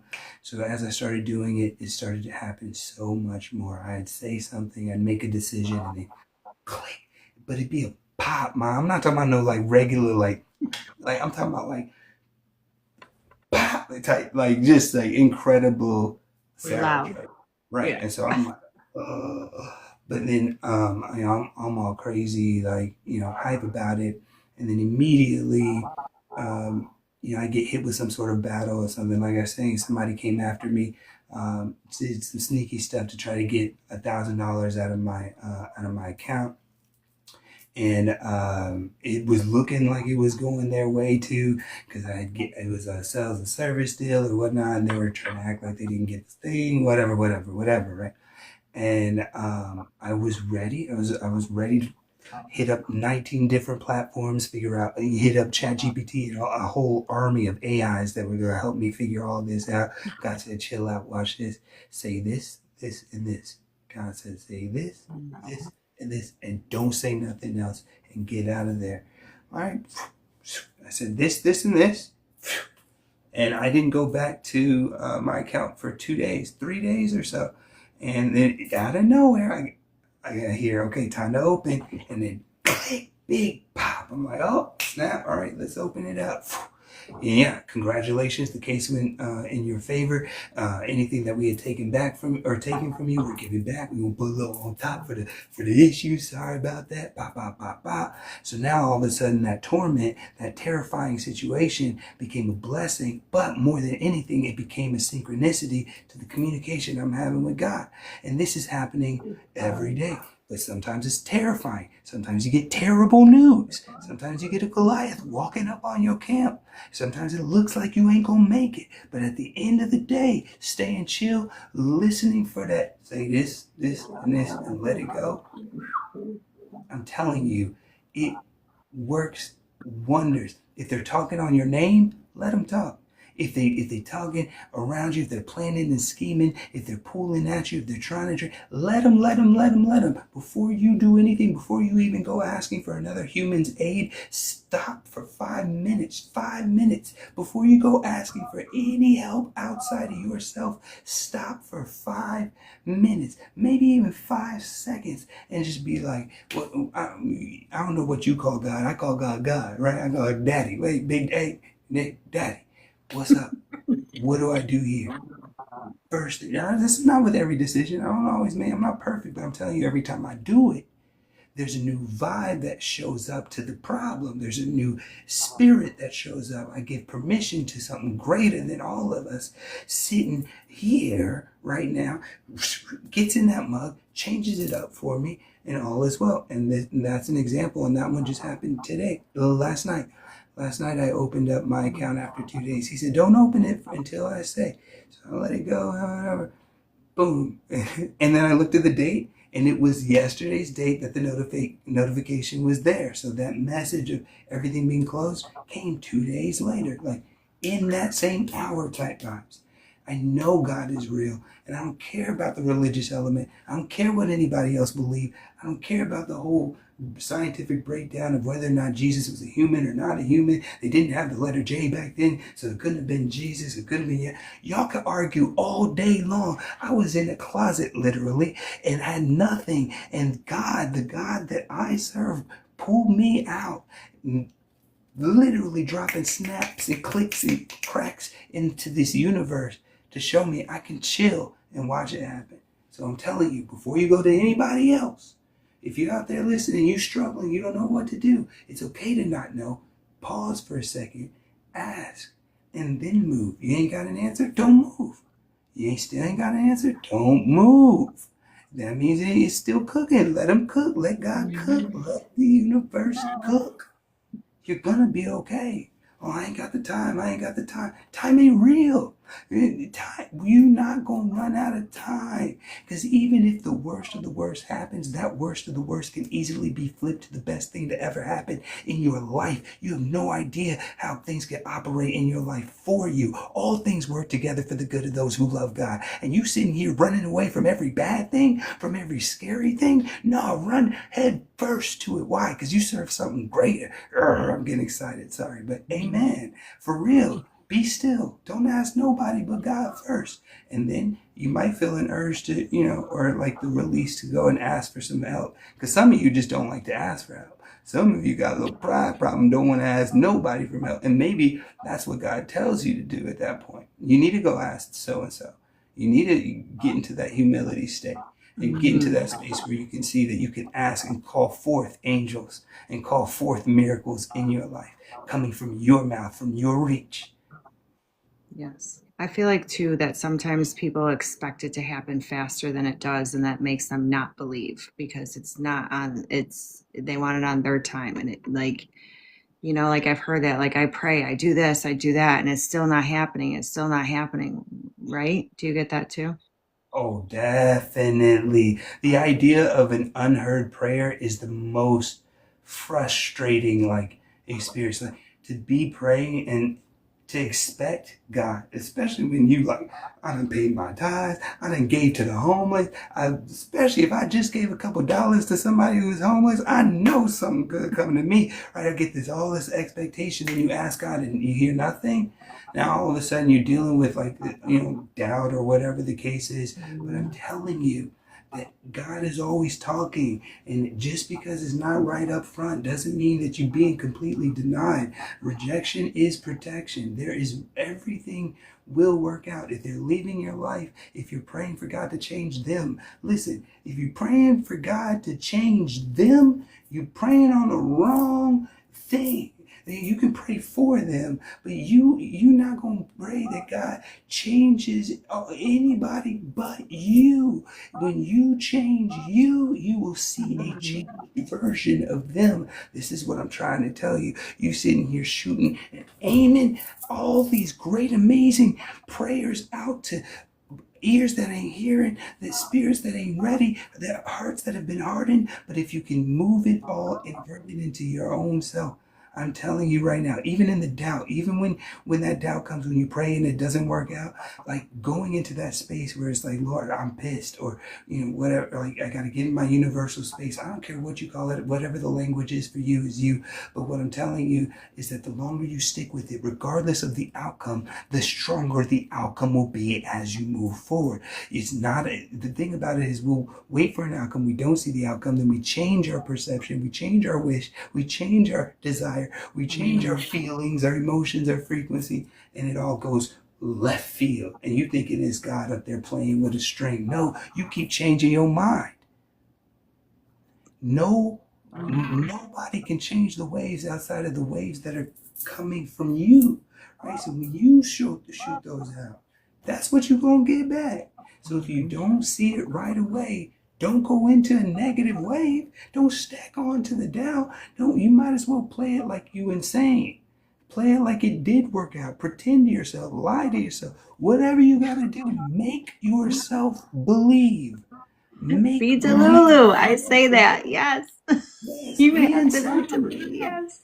Be the weird one, bro. Be the Yeah. weird one. That's what I say all the time. You don't get invited to a lot of parties, but the parties Right. you do are spirit parties, bro.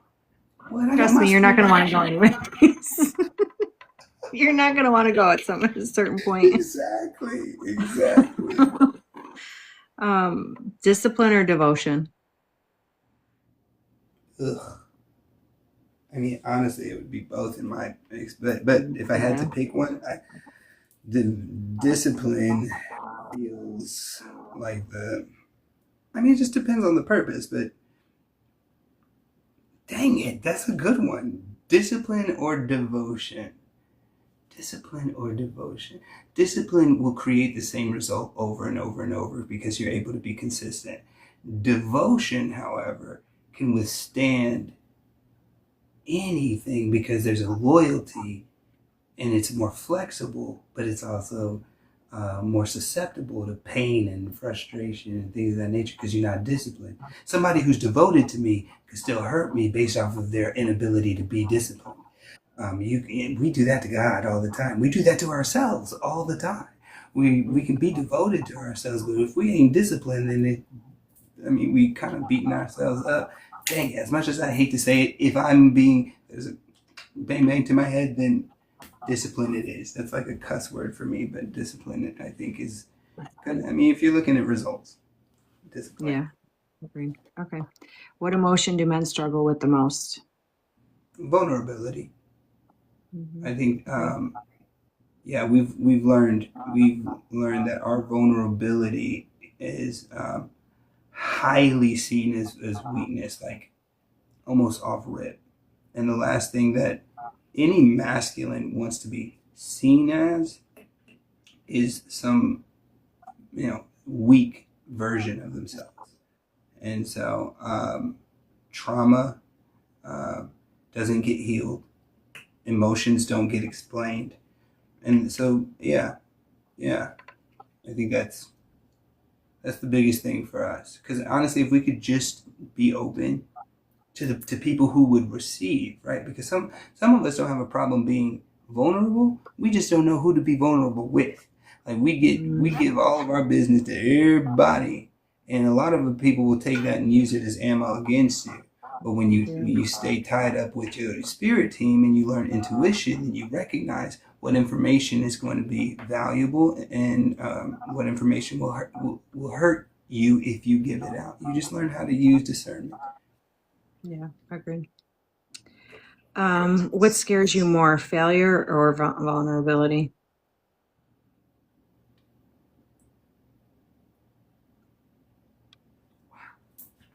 What scares you more, failure or vulnerability?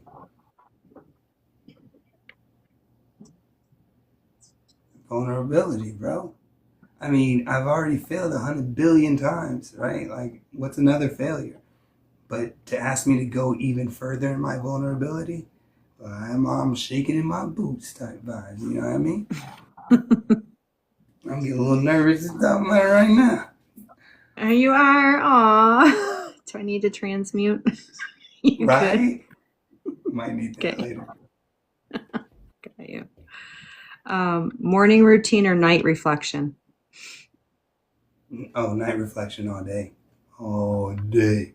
But that's because I'm a night owl. Morning routine is definitely going to give you the day. Like, it's going to be more productive for you for sure. I've gone the discipline like 3 months. Okay, a month. I've gone a month of like having a morning discipline that I do because I read a book, yeah, 1 year ago, and it was a great month, incredible month. The days were incredible, um, but I didn't hear God until night hit. I didn't notice my spirit team, the synchronicities, the clicks in the walls. I didn't hear my trauma, feel my trauma. I didn't do any, have the spirals that I had to climb myself out of. All that happened at night. The nighttime reflection for sure. The power came from the nighttime reflection.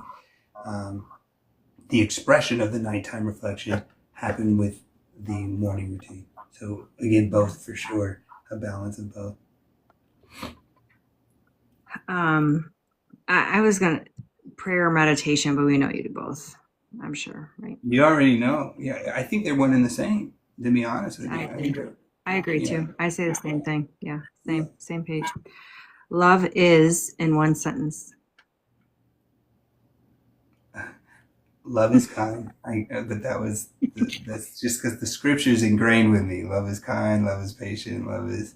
Yeah. Um, can I just say love is? Yeah. Because what do you love is? I mean, love it. Okay, no. Let me not try and be all extra deep. Let me just be real. Love is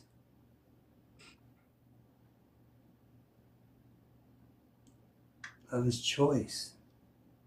Mm, Yeah, I like love is that. choice. I like that. Okay. Ego or intuition? Which got you in more trouble?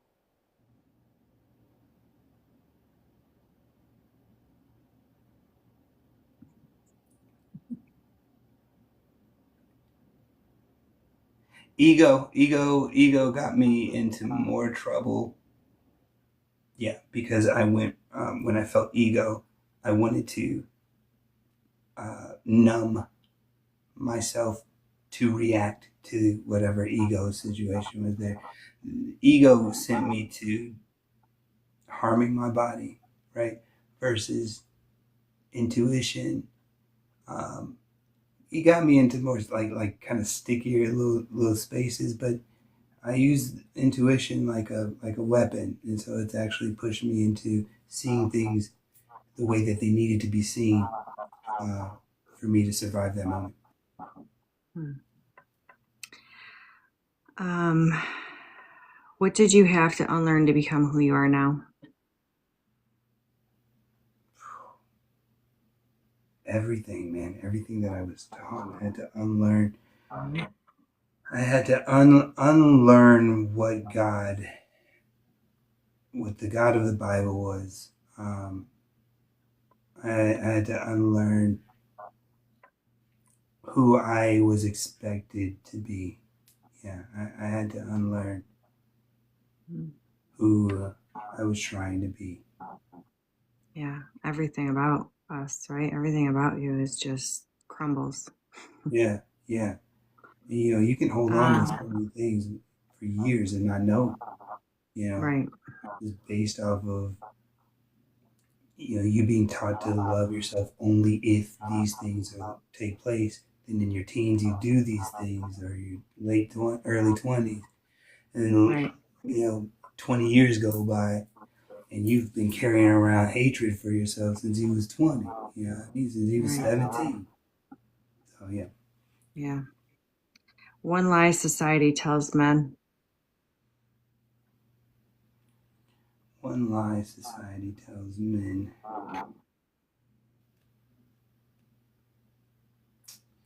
One lie, just one lie. Yeah, I know there's a lot, but just Honestly,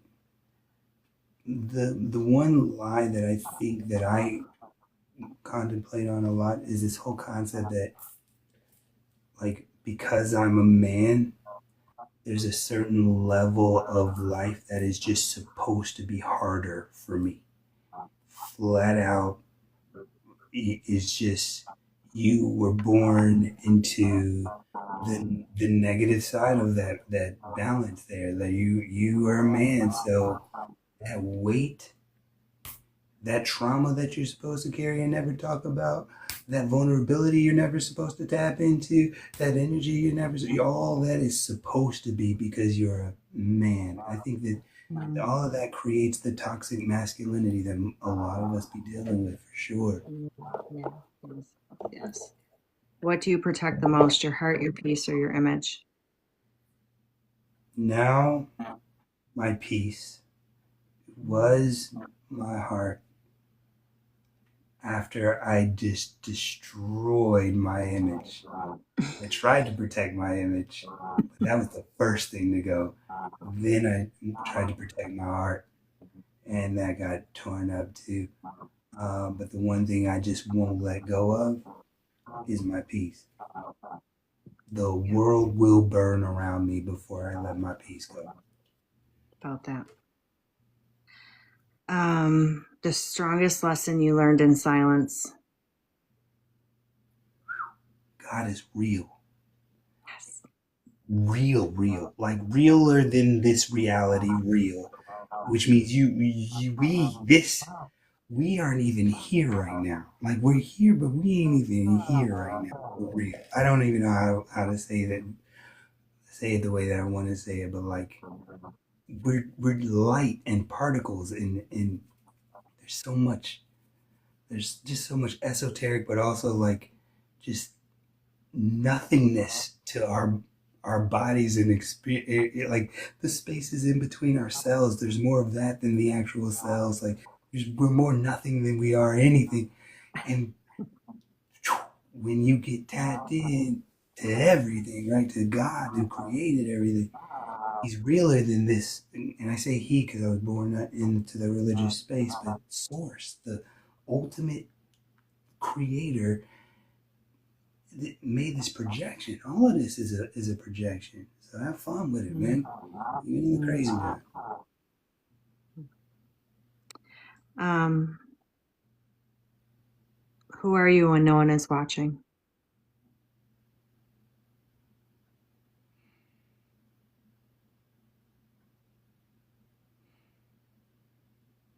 Who am I when no one is watching? I am. I'm a boy. I'm a little boy. I'm either crying to God or running out to play with God. Mm, love that. Um, when people are watching, I tend to be more present in this space and in this time with you, sensitive to what's being heard. But when I'm by myself, I mean, it's a whirlwind of fears, worries, love, happiness. It's everything in my mind, and instead of battling those things, I'm just flowing in it. I'm insane, bro. I'm insane. I'm talking to myself. I'm talking to the walls. I'm talking Right. to, I'm talking to, yeah. You mind when y'all ain't seeing me? Man, I'm somebody y'all would be locked up in a straight jacket. For real, for real. I done showed a couple of years. Some of y'all know what I'm talking about. I'm Yep. different. Yep. Yep. Yep. All right. Coffee or tea? Coffee all day. tea's important and probably better, the healthier option. But I don't do healthy very well. City life or nature? Dang, it's gotta be. It's like both is perfect. But if I had to pick one or the other, I like city life. I really, if I had my isolation, I can do city. Um, Nature is a cool idea and concept. It is great. It's not as stimulating, and for my brain, I need Yeah. people wilding out so I can stop them in their tracks. This is what God wants you to do. You know what I mean? Or you see the effect that you have on people who are not used to your vibe. You know what I mean? Your energy. Right. I love people's So, energy. so you know where that question came from? Because when we got bananaed, you had to go sit under the moon. And And I then, started talking to it, and right. it started talking to me. And then I saw one of your videos where you're sitting on a couch waiting for something. You're like, this is the most nature I'm ever going to get. I told you. I I told forgot you. what it was about, but I just remember you sitting on that couch and you're like, this is it. This is it, God. This is all you're going to get. Whatever This you were waiting movie, for. yeah, I was waiting for the Yeah. movie truck. So we had the couch out there. I was like, this is why I don't go outside. Because they don't have Yeah. couches just in nature. You know what I mean? If they had couches in Something nature, like that, yeah. I'd be chilling, bro. What? I'd Gym love. therapy, gym therapy or real therapy? I'll be honest with you. I'll be very honest with you. I've had both. And I think that my life changed more with gym therapy, but they both didn't last very long. Yeah, I mean, both therapies didn't really last very long. I'm planning on going back to the gym and making that happen, but Same. I'm um, going to try to too. yeah. But unless you have a really good therapist or somebody who can see beyond the technical elements that they were taught and trained, if you're an empath of any sort or any type of energetic healer or anything of that nature, if you don't have somebody that connect with you on that vibe, it can do damage to your intuition or make you feel crazy for some of the things Yeah. that really make you powerful. And the gym is just, it's a beautiful experience to feel good in your body after a workout. My only thing is, again, discipline's a cuss word for me, so I'm not really great with that part yet. But yeah, out of the short time I was doing it, I loved it. My life Yeah. was changed. I was making better choices with what I eat, with how I speak, with how I present myself, show up. All that happened more with gym therapy than actual therapy. Right. Texting or FaceTime? Sometimes neither. It depends. Yeah. Well, yeah. But it depends. It just depends. It depends on Who it who it is. is, right? Yeah. Yeah. But if it's just like in general, I'm actually more of a voice note human being, honestly. Yeah, you are. Yeah. You're just the Agree. recording part. Mm-hmm. Yeah. But I guess that's the in between right there. That's the middle for me. It's all about that little balance for us in between. But Yeah.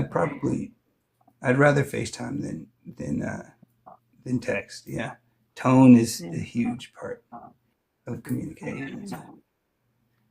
Almost done. Almost done. Are you getting Take your tired? time. No. I thought I Okay. was seeing something on your shoulder. You're good.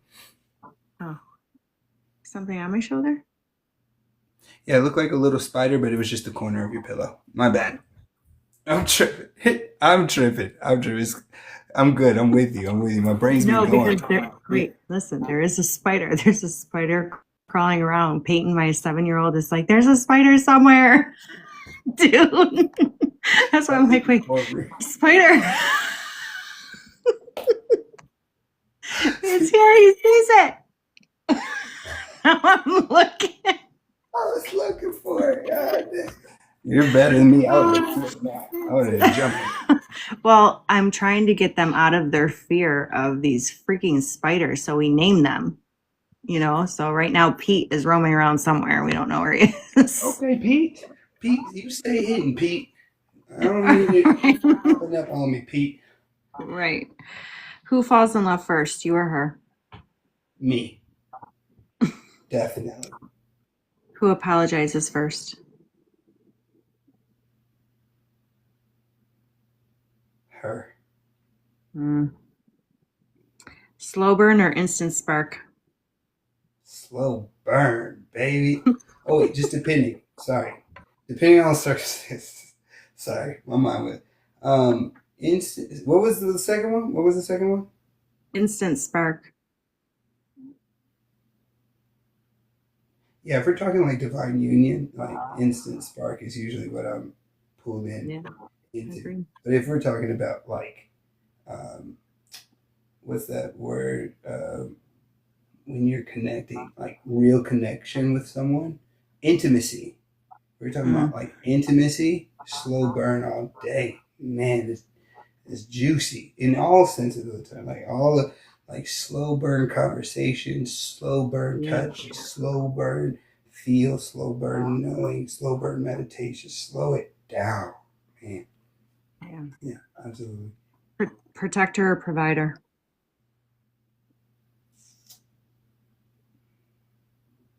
Protector. What song describes your current mood? I really feel like something's crawling. Lime Tree, Trevor Hall. I was playing it before I got on here with you. You can find me in the lime tree. Wait, took you a while to find me. Yeah, but I was somewhere in the lime tree. Yeah, it's this concept, like, yeah, uh, just being lost in a tree somewhere. Mm, I love that. Okay. If your life had a title right now, what would it be? The come up, Mm. Okay. Answer these without overthinking. Okay. right? Love or legacy? Love. I almost said legacy like that, but love, Love. Control or surrender? surrender, Chase or attract? attract all day, Head or heart? heart, Stay or walk away?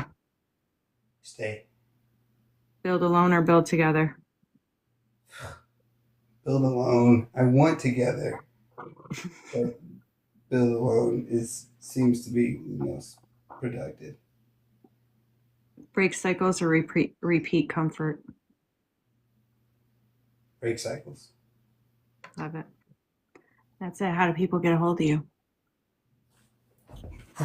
What's up, guys? All right, so you can get a hold of me. My eyes are tired. This has been a long one. First off, thank you so Yeah, much. well, This has been super dope. I've been highly locked in, and I don't normally lock in for this long, for sure. So thank I you know. I very know. I much. appreciate you so much. That's why I kept Absolutely. asking if you were Yeah, ready. no. Right now, this is how everybody can connect with me. I haven't done anything else anywhere else. I have a lot of music and stuff that will be coming out later, but right now I'm building my consistency up on my lives again, doing my one-on-ones, my spiritual tap-ins, and things of that nature. Most likely, since I'm already hyped up in the mug, I'll take maybe a small break, maybe, and I'll be on all night. You know what I mean? So y'all just come holla at your boy. Again, if you're brand new here and you're just getting in, what up, Natasha? Welcome in. Please pick up your girl Vanita. She's one of the coldest I know out there. Rawr, especially when it comes to the spiritual healing and the expression of your superhuman abilities. But yeah, if you wanna vibe with your boy, um, yeah, come here. Just follow me and check your notifications because I'm all over the place all the time. But whenever we meet, it'll be a dope time. Do you offer any one-on-ones? Yes, one-on-ones. We do couple of different options. We have a 30-minute session and an hour session, and the 30-minute is for quick clarity. That's when we're tapping into the energetic spaces around you, just really quick, pop, pop, boom, boom. But then the hour session is fully tuning up, tuning in when it comes to your nervous system with the frequencies that I've built to the spiritual element, to not just speaking what it is that God is telling me in the moment about you, but also creating an actual path that we're writing down and giving you a much quicker way to apply that which is given to you versus just tickling your ear and watching you leave. So If that's something that you're interested in, I am absolutely about that life. Holla at your boy. We are both activators and both igniters, and that's what we do. So if you're looking for a complete, incredible divine feminine or a complete, incredible divine masculine, whichever path you choose, you only do right by choosing one of these. I'm telling you, this one and that one right there. I'll tell you right That's now. right. That's right. I was going to ask you about your music too. You got some coming out? Yeah, yeah, actually, correct. Now that I've moved into my new space, and things are getting a lot more grounded, I've just pulled out the studio equipment stuff, found a lot of stuff that I was working on and forgot about. So I'm going back in, mixing, mastering, adding, and then creating new stuff as we go. I'm becoming more and more inspired to move into my playful space when it comes to music again. I used to go to it for more of like a emotional, like healing kind of thing, which is dope and cool. But music was always fun to me, and somewhere along the lines, I was trying to be like this one niche type deal. So I'm gonna get in there and just play and see what I pops off. love Y'all know I be doing the rapping and the singing and the positive, energetic frequency things. So yeah, just follow me. You'll get more. it. Make sure you do pick Darin up. Anything, sorry, so do you guys have any questions? Anyone in the chat, anyone who's watching, the 8 Yeah, people in here, make sure you pick up Darin. yeah. We Do you have guys have 10 any people. questions for us? 10 people here, guys. I see you. I see you. Holla at her. If you have any questions for Vanita or for me, but I feel like I've answered it. I got a few questions for you, Vanita. You do? All right. I got some questions. Shoot. Well, let me think of that. I want them to go first. Okay. All right. Lisa Yeah. followed you. Y'all have any questions? No, but honestly, how does it feel? First of all, for real, how does it feel to be one of the only people that I know opening spaces like this for superhumans to become superhumans for real? Like, what brought you to this idea that I'm going to ask the hard questions to people who have gone through the hard things, and I'm going to make a thing out of all of this? How did that happen?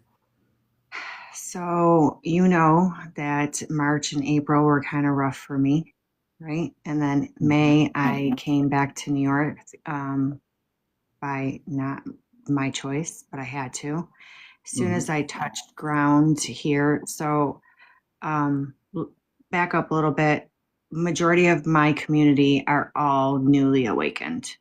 There might be a handful, 2 handfuls of like OGs. And Mm-hmm. they usually come to me because they forget, like they just need to go back to spirituality 101, really, or they just need redirection or home or something.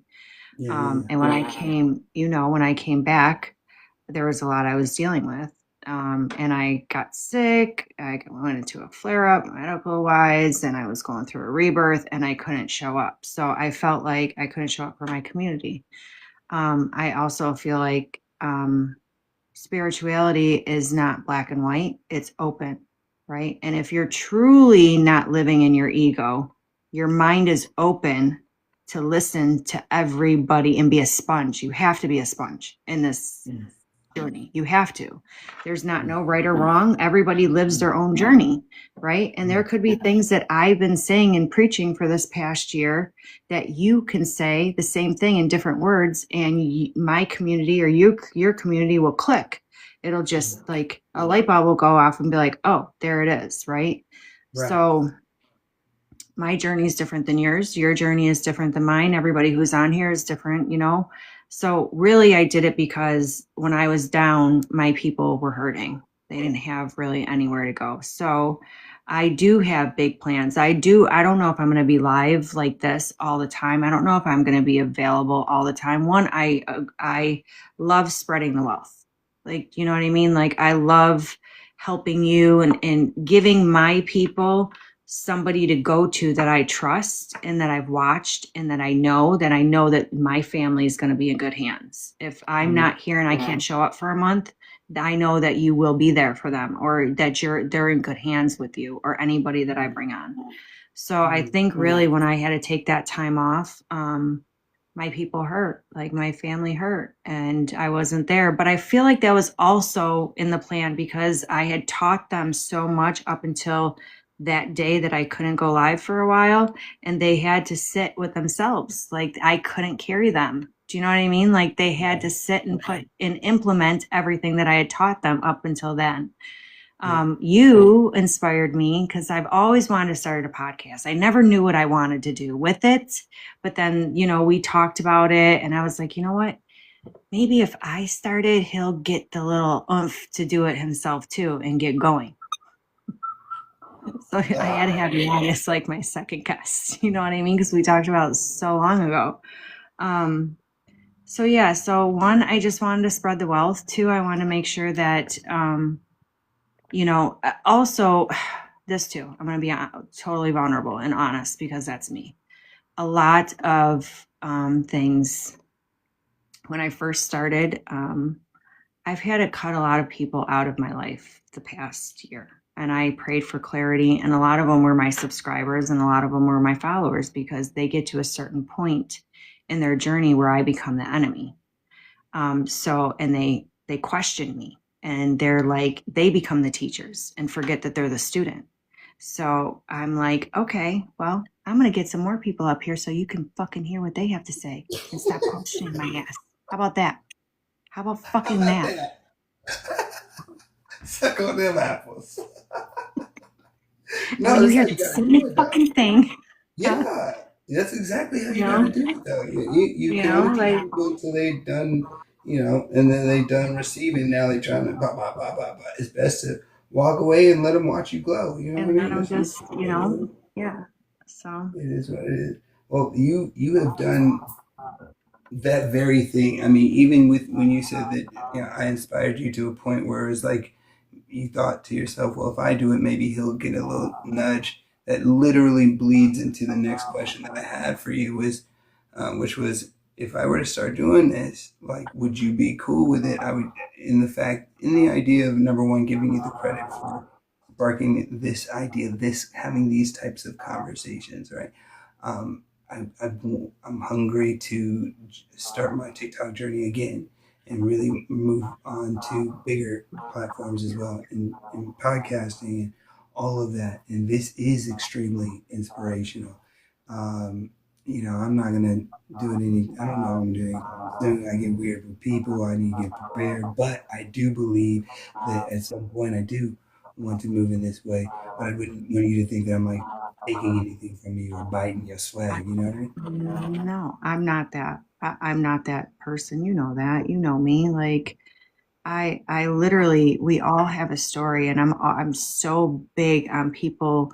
People are so ashamed of where they come from, and so ashamed of like what got them here. So ashamed of the choices and the decisions that they've made, and so ashamed of like why are we ashamed of like what we've been through? It's our story, and if one person can hear just one tiny thing, this 2.5 hours that we've been on, if they can just take one thing out of your story or out of my story, like what? And we change one person's life just because we spoke on what we were ashamed of or what brought us down or what we couldn't get past or what we finally tackled and how we did that. Do you know what I mean? Like, yes, you need to do that. You're going to attract and you're going to bring in different people, and I'm going to attract and bring in different people. And if we're doing the same fucking thing in different, like what? We're hitting the mass. We're hitting more people. Like, yes, of course, do it. Yes.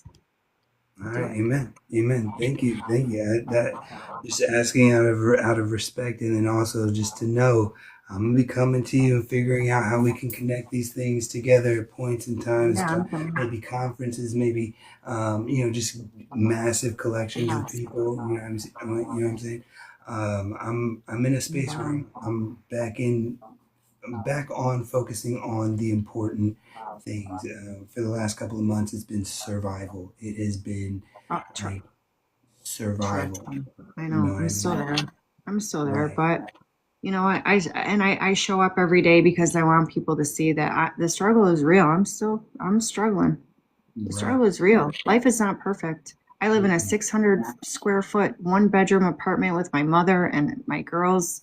It's crowded, but we're making the best of it. Money comes when it wants. It goes faster than it comes in. And And I still show up with a smile on my face or I'm crying on live. I don't care. Like it is what right. it is. I'm going to show you what it's like. The struggle is real, but I'm pushing one foot in front of the other and I'm not going to stop until I I'm get so there. freaking proud of you, girl. You never stopped. Even when you took a pause, you didn't stop. Even when you thought you were falling behind, you never stopped. You've been growing and growing and growing and growing. And every time I see you speak a word into somebody, I'm telling you, I'm noticing how intensely you are in tune with the spiritual spaces around you. And it's like you glow, like your eyes be glowing. You're on a whole other level. And so, of course, that type of aura that you are just collecting, it costs in the real world, in the realms, and all of that. And you're paying that, but you paying it with some grit to you, because it's like, no matter what, on my worst day I'm here, on my best day I'm here, and on your worst day is some of your audience's people's best days, because you showed up on your worst. Yeah, And I I've did. had that experience, being there at my worst and still having someone say, I can't believe God answered my prayer because you showed up. I Right. To me, and I don't mean that like I did. I just mean that, No. God Right. works Yeah. Yeah. in that You too, moment, though. Yeah. right? And that's when I realized, all right, there is a time for like isolation, getting yourself together, but when it's time to get out there, no matter what, good days, bad days, ugly, show up. And that's Yeah. what you just motivated me and inspired me to step into. So Yeah. I'm for You got real, we to. need to Yeah. And when seriously. we're down, yeah. I created workshops, I created lessons to teach. I'm on book two. I have I'm doing a trilogy. I have like book three coming out. I want to go on tour and do book signings. I sat and I hurt and I cried and I grabbed the carpet and I screamed all by myself in that room. But I feel like This Is Where I Rise is the first book that I wrote, and it's all about my rebirth and just it's a spiritual memoir. And I just want people to be able to hear and see and know that they are not alone. And it's okay to feel. You got to feel your feels, guys. You have to feel your Yeah, feels. yeah, you gotta feel your You feels. got to feel. You got me You got to feeling feel. great, man. I'm looking at your chat too. Everybody's being super hype and they're liking and they're loving. This is beautiful. Um, Guys, thank you all, on both sides of the chat. Thank you guys for vibing and connecting with us. Can you show love in the chat, maybe hearts or something, to let us know if you were blessed by this, like if this connected to you, if this touched you in some sort of way. Don't let us end this just thinking we was talking to ourselves. Right. I'll get better with communicating with the chat and the host as I keep going, but because I know some of you guys are definitely talking and vibing. I was catching y'all. It's hard though. It's hard to stop when you're in the flow. Like there is some people in here too, but it's hard. Just so you guys know, we're not ignoring you. It's just hard to stop when we're in an interview type of setting and we're asking questions and answering. That's yeah. We should have said to kind of hold it to the end, but it's hard when you're vibing like that to be able to. Absolutely. But we But I did, did we did, promise. We did good. Yeah. we did great. Thank Yeah. you. We Yeah. did Yeah. great. Gizmo said, "Thank We you did. both. You're so welcome, Gizmo girl. Thank you, thank you." And Christy says, "Thank you both. It was super good. I'm getting lots of hearts over here as well." Yeah. Um, Yeah. 84.3K likes is crazy, Well, man. okay, so I told them we picked a number before we started. And if we could get to that number, so it was 88K, I would give away a free one-on-one, a mini read. And then if they wanted to upgrade, they could upgrade it and I would take half off. So we were Well, going to play a game. If your chat wants to be in on it, if my chat is okay with that, we'll play a little game real quick. And oh, well, I mean, I'm at 17.6K. There's no way we're hitting oh, okay, 88. okay. 88K. Well, if But my chat we was can see, okay, can we hit there? We're almost there. They've been working hard. We should at least give them a shot. they You have. know, I know, Lisa. I've been watching you, girl. Lisa, I know. And I was like, yeah, if we didn't get there, because they have been working their asses off, I was bruh, going to do it what? anyways, but they're so close. Yeah. Yeah. No, let's get you what you deserve for sure on that, because I still don't really understand the likes and the leagues and all of that. But I mean, it's more engagement. It's more when yeah, they're engaging in the chat for you, but the likes are supposed to get you out in the FYP, and I just wanted a good show out for you there we tonight, go. you know? Yeah. No, it's been a nice little flow. And I see B Jazzy over here talking, I'm tapping. I see you, B Jazzy. I appreciate you for real, for real. No, squad, y'all always show up for you, boy. I'm grateful to you. This has been such an incredible experience. You should have seen me all day today, getting ready for this moment, hyped myself up. You were. My phone was tripping. I'm on the line with my phone because I just got the new one, and I put the old SIM in. It's like, no, it's not registered. So now I'm yelling at the lady. Listen, I got a thing to be at 10 p.m. She's like, sir, it's 3 p.m. right now. It don't matter. I can't be on here for no 9 hours talking to you. I got to get ready, okay? Like everything has been about this moment. Aw, I'm very, you were very, great. You were great, very, just very like grateful last to you. time. Like Yeah. you're great. We love you, Darren. You know me, I get all insecure. My eyes start getting all I red and know. get tired and stuff. I knew you were getting tired, so I was like, okay, are you Yeah, ready? You want more? Or yeah. yeah, I But could see, see. that's just the body because the brain on fire. Like you don't Right. understand. Like But like when you I'm, channel, when you're channeling like that, you get drained. You know when you're yeah. ready, like you just drop, right? Like it, Mm, right? ooh, It yeah, just yeah, drop. yeah, yeah. Because I don't even know what's holding. Well, I mean, obviously it's the energy, it's God doing what God does. But like, there's a point in that channeling where it's like I'm all the way out the way, and then when I come back in, it's like the Holy Spirit took over my body, worked it all the Yes. way out, and then had me come back into this Right. like like it was. I'm just like, what did you do to the body, sir? My Sir, chat will tell me, I yeah. didn't give this to you like this. You know what I mean? I've heard your chat do the same thing. Drink water. Like they coach Oh us. yeah. Yes. Like, Major. okay, you're tired. You got to get off. Like they can see my Exactly. energy drop. So like even That's why now, you drop. ooh girl, what was the number, Mo? Because we were almost there, You're almost 87.5. there. Yeah, 88, Let me 88K. grab my other drink. Hold on. We're almost there, guys. So proud of you guys. We did it. You did it. Wasn't he great? Darren's great. Make sure you catch him live when he goes live. Yeah, guys. Yes, guys. Yes. Are you gonna be on for a while as well, Mama? Or no? It's like I don't know. I don't know if I go to sleep now because I got to get up with the girls to go to school, or if I stay Do it. on. I don't know. I'll probably jump over in yours and fall asleep if you're gonna There stay you go. on. You already know what it'd be like. I don't know if I I should. fall Okay, asleep. since we're on the topic, we are at 88.1. But since we're on the topic, with this phone, I have this quality of this seems clearer, right? But I Yeah. can't do the mic. I can't do like the music vibes. I can't do any of that with Oh. this phone, right? I could go back to my old, not as good visually, but that audio is pretty live. Which one would you pick? Great visual or great audio? Mm, what are you comfortable doing? I feel like audio I'm because comfortable I with feel like you're gonna be more comfortable with your audio. right. I think, but I really like how. We'll see. We'll see what happens. Because yes, I I want mean, you the. look good. You look great, and I heard the music before, and you Did you? sound good. Yeah. I'm gonna play with it. That's what I'm saying. I'm gonna play with it all night tonight. I'm not gonna make it real rigorous. You know, you just got me up in my game again, like ready to be live and do what we do. So I'm super grateful. Super grateful You're welcome. for. Definitely gonna take a break. But what was it? Well, we're at 89 now. Yeah. See, if I had my mic, I'd be hitting the applause button right now. So we'll see which way it goes. But thank you so You're much, welcome. Vanessa, for all of this, Thank and you. for coming back to me even, and then even dealing with me being like, bruh, like I can't even make it because we were supposed to do it on a couple days ago. I had to push back, and you stayed patient with me. It's Thank you okay. so much.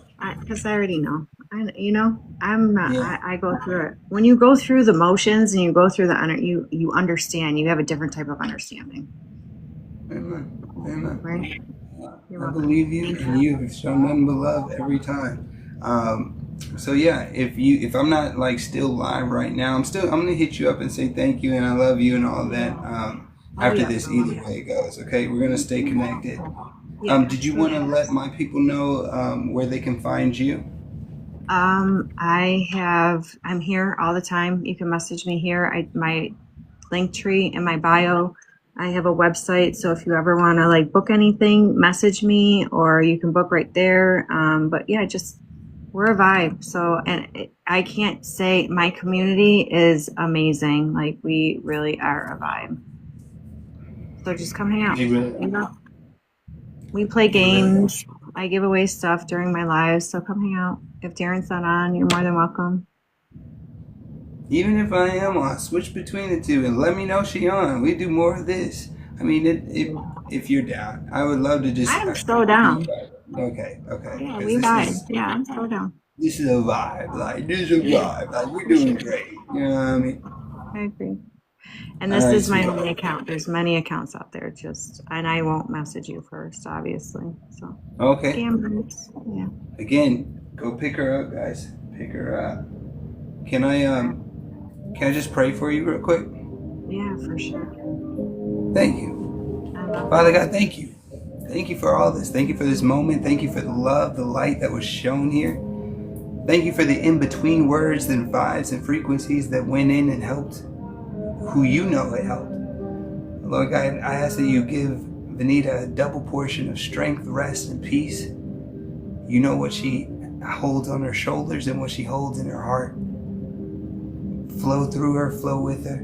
Let her know you are closer than every cell in her body.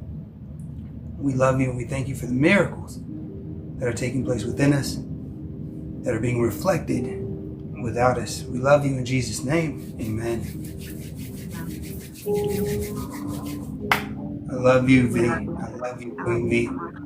I love you too, You are Darren. such a bright light in this world, bro. And this dark space needs it, especially now. Especially now. Keep burning bright, okay? Yeah, you too. Love you. Peace. Bye. I actually don't know how. I don't know how I'll to look at leave. it. Well, we're not leaving yet. Not yet. Soon, Hold but on, guys. we're gonna Hold figure it on. out. Okay, I think I got it. Okay, love You you. got Bye. it? Yeah. Right. Okay, guys. We did it. We're almost at 100K. All right. We're just gonna do like the number game. He's so great. Make sure you guys check his lives out. His like literally profit. Like his channeling is on like the next level. Okay. We're gonna pick a number 1 through 20. Yes, he is amazing. He is literally amazing. You guys gotta check him out. Okay. Don't guess yet. You got to be following me. You really should have been here the whole time. I've been keeping count because whoever was here this whole freaking time tapping really deserves this. And obviously, I know who it is. So I'm coming, Surya. I'm coming right now. Okay, baby, I'm getting off right now. 1 through 20, set, go. Ready, set, go. You can guess as many times as you want.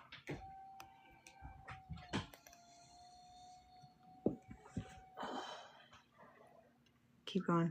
Keep going. Keep going.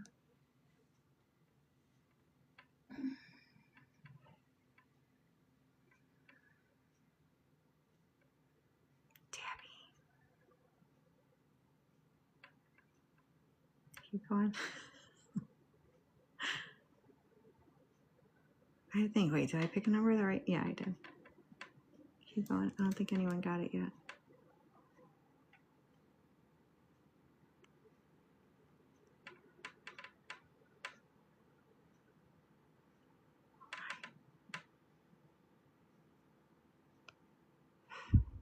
Mm-mm. Oh my. No, keep going. No, what? 20. We're cutting it off at 20 tonight, Lisa.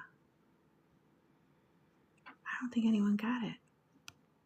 I think you guys I got every number but.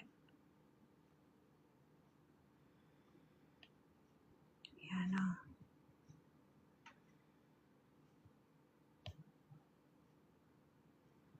Oh my, I guess I picked a hard one. Shit. 11. Kim, you got it. It's 11. 11.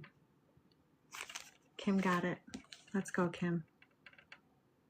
So on my end, Kim got it first. Let's go, Kim. Message me. Let me know what your availability is. Okay, honey? And what you want to do. I'm going to jump off. Soraya's awake. Yes. I love you guys. Thank you for hanging out this whole freaking time. All the taps, your shares, your reposts. He was amazing. You guys are amazing. The donations, everything. Like, it was a long live. I love you guys. Get some rest, and I'll see you later on today, okay? Love you. Ciao. Thank you for everything. You're awesome, too. You guys, too. Have a good night. I hope you guys got some good stuff tonight. I love you. Bye, guys.